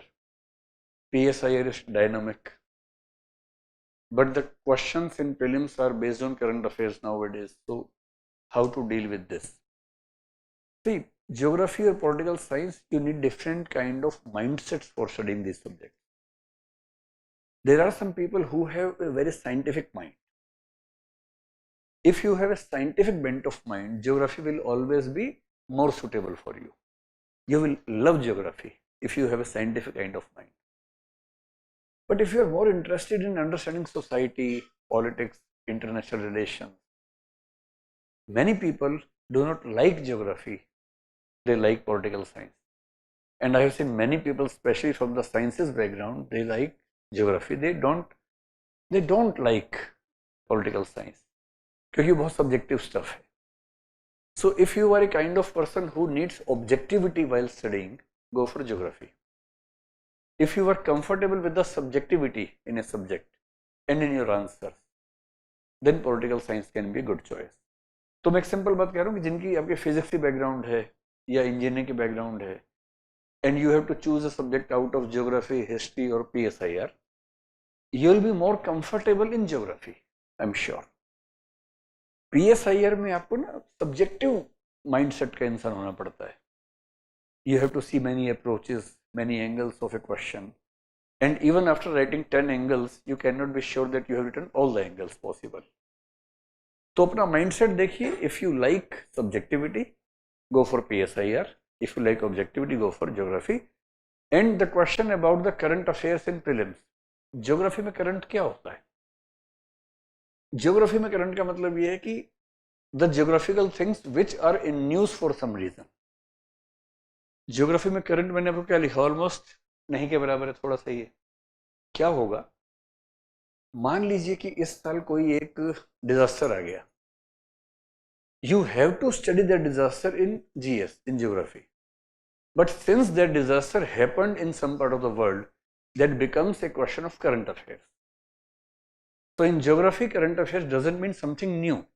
It only means that this topic has become important for this year. In political science, you have a lot of new things every year. अब Modi ji America जाएंगे, वहां जो बातचीत होगी, जो समझौते होंगे, वो कभी नहीं हुए थे पहले. So this is something new which you will be covering in PSIR paper 2 next year. ठीक है? एक एक करके करेंगे. उधर से देखो, वो बहुत वहां से किसी ने पूछा अब तक. एकदम श्रीलंका के पास से सवाल पूछ रहे हैं. लिटरेचर कौन सा? हिंदी लिटरेचर. हिंदी. लेकिन मुझे ये भी लगता है डर कि वो मुझे और सब्जेक्ट्स में हेल्प नहीं कर रहा. मेरे फ्रेंड्स बताते हैं ऐसा. हिंदी लिटरेचर आपकी हेल्प करेगा सिर्फ एस्से में और थोड़ी सी इंटरव्यू में शायद करेगा, ज्यादा नहीं.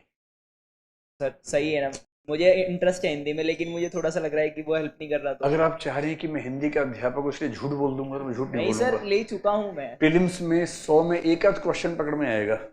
वो भी कैसे आएगा? एक आध क्वेश्चन आता है शंकराचार्य, रामानुज, वो सब पे आता है. वो लिटरेचर से हो जाता है. एक आध क्वेश्चन मुश्किल से. और सर आपकी जो एथिक्स की क्लासेस है ना, तो सर आप बड़ा इंग्लिश में बता रहे हो, मतलब सब चीज़ें, तो वो फील नहीं आ रहा जो आप अदर सब्जेक्ट्स में पढ़ाते हो. तो उसके लिए क्या करेंगे हम? अच्छा, एथिक्स में, हाँ, उसमें जो असली प्रॉब्लम है, इंग्लिश की जो क्लासेस मैंने ली उसमें पहली 46 क्लासेस मैंने स्टूडियो में ली थी, उसके बाद क्लासरूम में ली.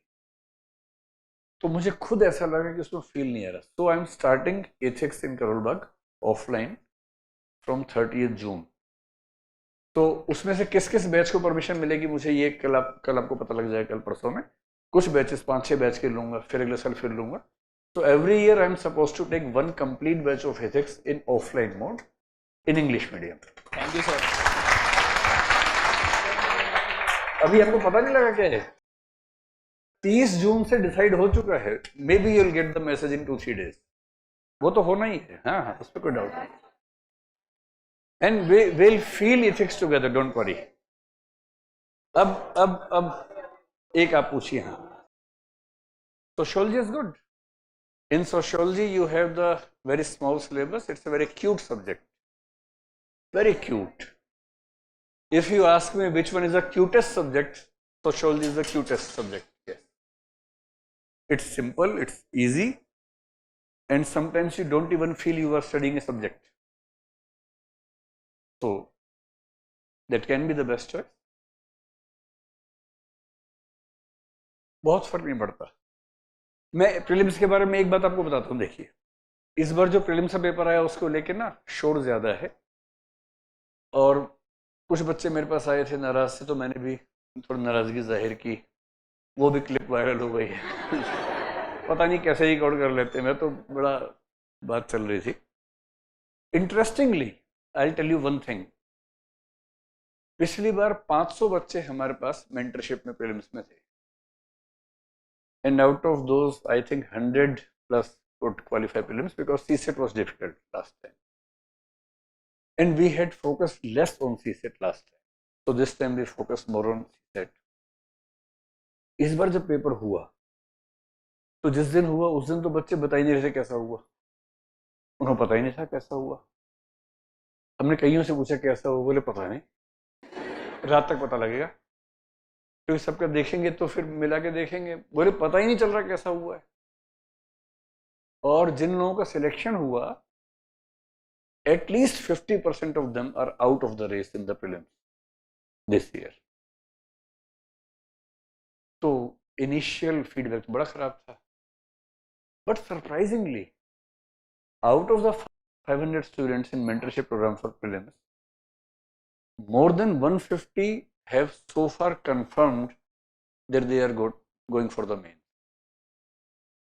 हुआ सिर्फ ये है कि ट्रेंड चेंज हो गया है। एक तो सीसेट में अगर आपका मैथ्स ठीक नहीं है, फॉरगेट अबाउट यूपीएससी।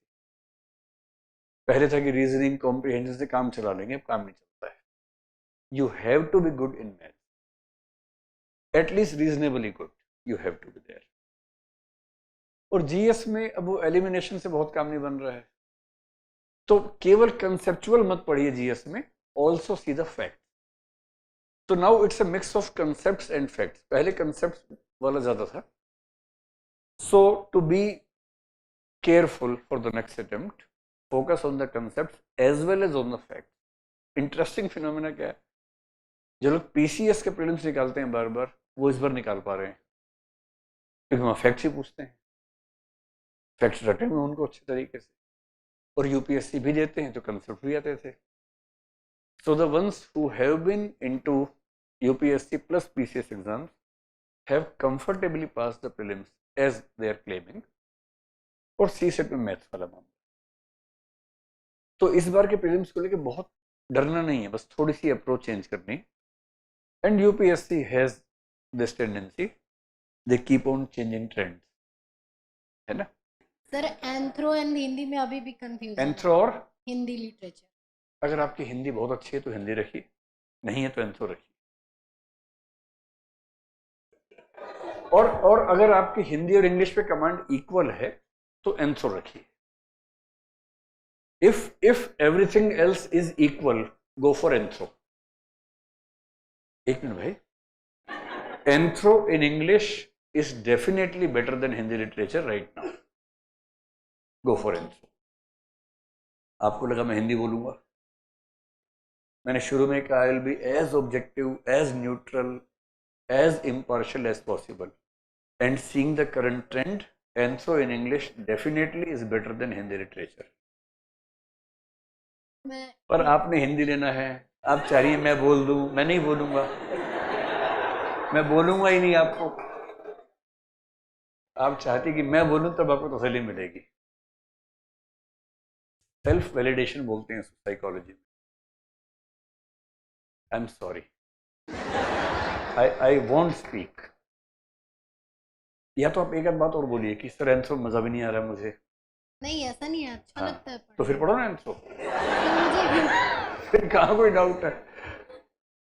बट मैंने उसके क्वेश्चन वगैरह नहीं देखा है, बट हिंदी मुझे लगता है कि मैं के साथ अच्छे से कम्युनिकेट कर सकती फिर भी एंथ्रो ठीक रहेगा। हूँ। मैं वो बिल्कुल नहीं बोलूंगा जो आप चाह रही है कि मैं बोल दूं, नो।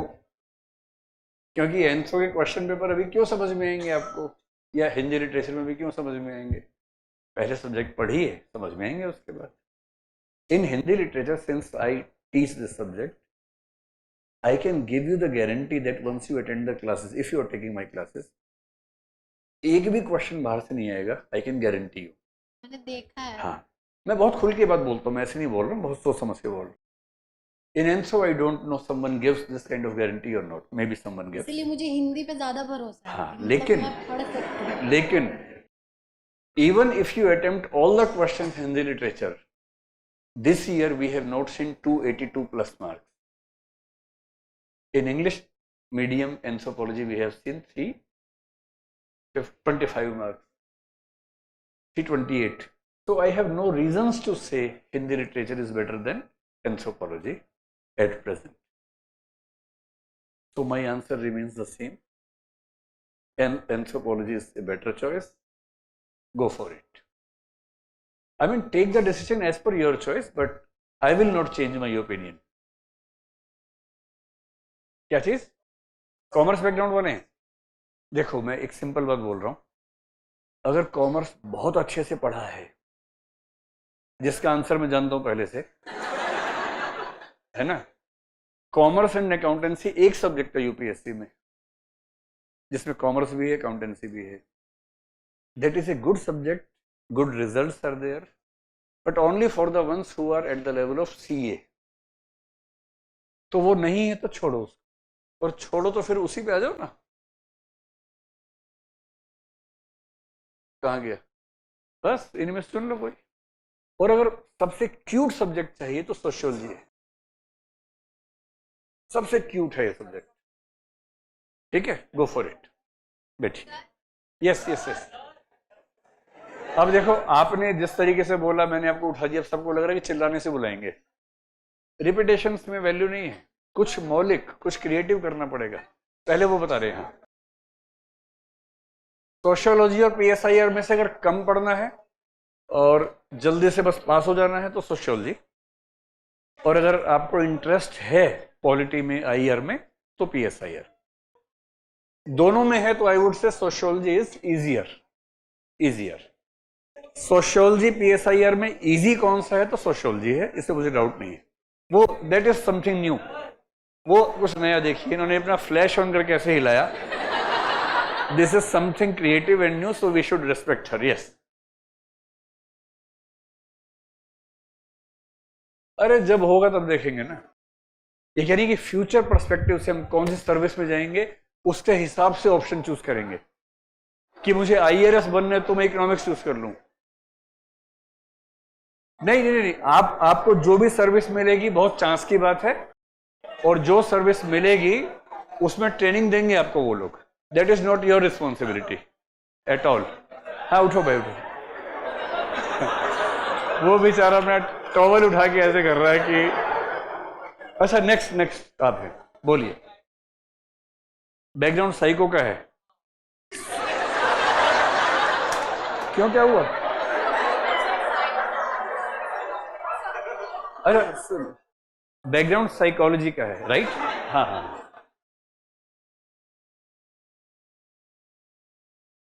हाँ हाँ। नहीं नहीं, साइकोलॉजी की तरफ कंटेंट क्यों आपको फोकस कर रहा है, मतलब फोर्स कर रहा है? इंटरेस्ट है साइको में तो साइकोलॉजी लीजिए, क्या दिक्कत है? ऐसा बहुत फर्क नहीं पड़ता है, अगर 10 नंबर का डिफरेंस है तो बहुत फर्क नहीं पड़ता है। This is only about this year, है ना, हर साल थोड़ा चेंज भी होता है trend. So if you have a good interest in psychology, I would say go for psychology.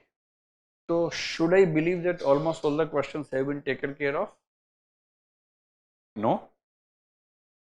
तो एक काम करते हैं, सुनो, हम एक काम ये कर सकते हैं कि जिनके पास क्वेश्चंस हैं उनको रोक लेते हैं,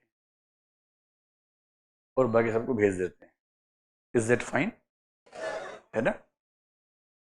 नहीं, I have no problem in answering all the question, but seeing your impatience I am suggesting you this. Clip बन गई ठीक से? है ना? कर दो, वायरल कर दो, कुछ लिख भी देना उसके ऊपर। See this person, how does he answer the question? He is so arrogant in the classroom. See the real face of this arrogant person. ऐसा कुछ लिख के फिर वायरल करा, पीछे गाना लगा देना, हुड हुड दबंग टाइप का कुछ, है ना? तब मजा आएगा कि कुछ मसाला बनाया बढ़िया से। चलिए, I'll take 4-5 more questions, one from each side. रुको रुको, अच्छा बोलिए। But please be patient and listen to the questions so that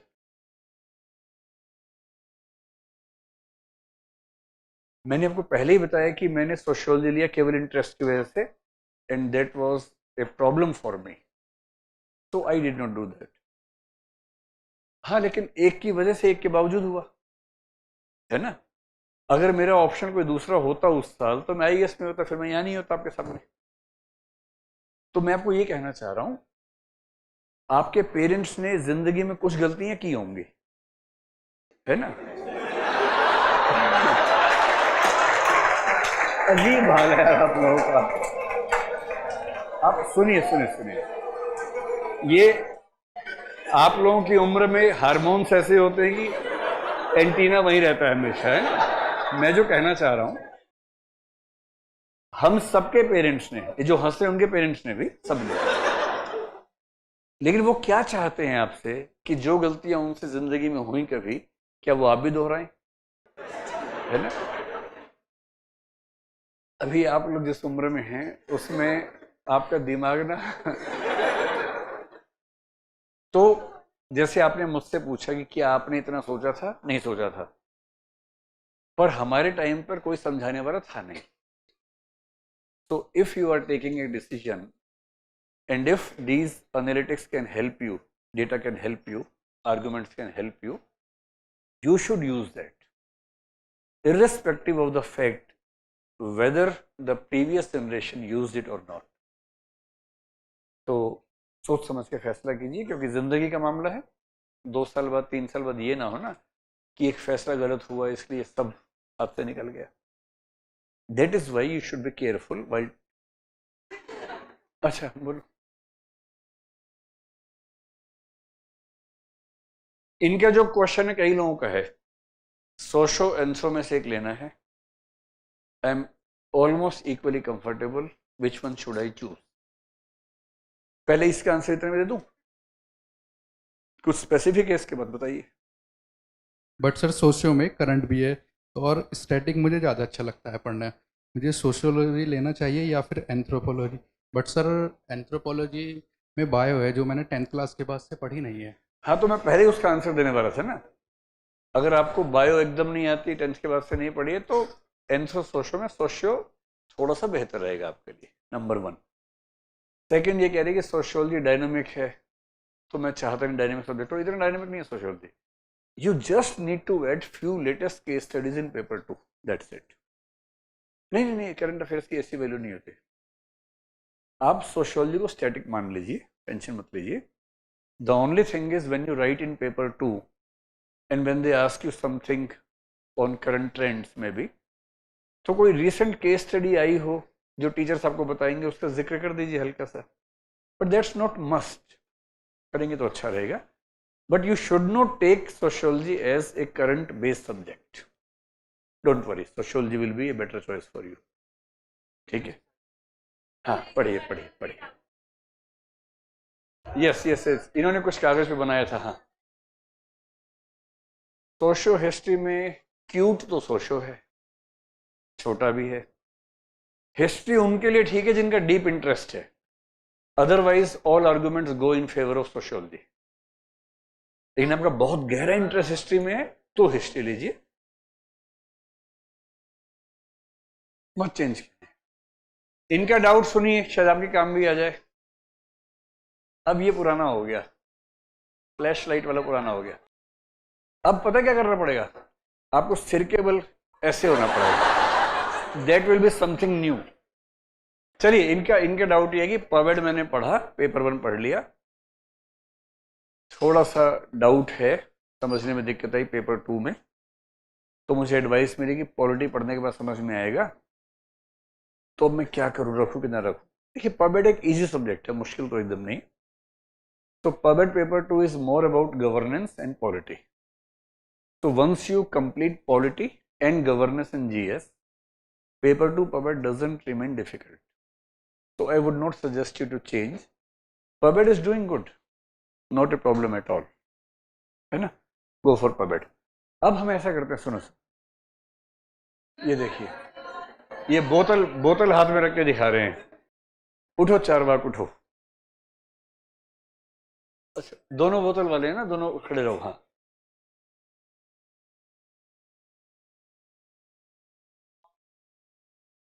history अगर आपने जीएस में पढ़ा है, his question is, I have studied history in GS, am I suppose to study more in optional और इट्स ऑलमोस्ट इक्वल। आप ये मान लीजिए कि लगभग 15-20-25% डेप्थ बढ़ जाती है। It's not in quantity, it's more in quality. जैसे आपने हिस्ट्री में कुछ पढ़ा, let us assume Indus valley है, जीएस में शायद आपने उसको 2 दिन में पढ़ लिया होगा, 1 दिन में पढ़ा होगा, वहां शायद आपको 3 दिन लगेंगे, क्योंकि उसमें वेरियस एस्पेक्ट्स आपको समझने होंगे। तो may be 25% extra on every topic, so that you have a deeper understanding of the subject, but that helps a lot. GS में पढ़ा हुआ है तो ऑप्शन बहुत आसान हो जाता है आपके लिए, ये बात तो है, इट बिकम्स वेरी इजी। रुकिए, लास्ट, हाँ, कौन सा, किस सब्जेक्ट के लिए? For geography, I will have to check. The teacher will explain everything to you. Rohit वजीर सर पढ़ाते हैं, he is a very good teacher. He'll explain you what all you need to study. सुनिए, हाँ, one of, हाँ,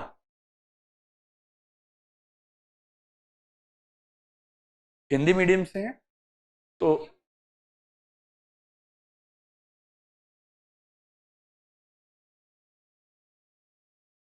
Hindi medium में केवल 4 subjects हैं, English में बहुत सारे हैं। Hindi literature, history, pol science, geography, इसी सीक्वेंस में।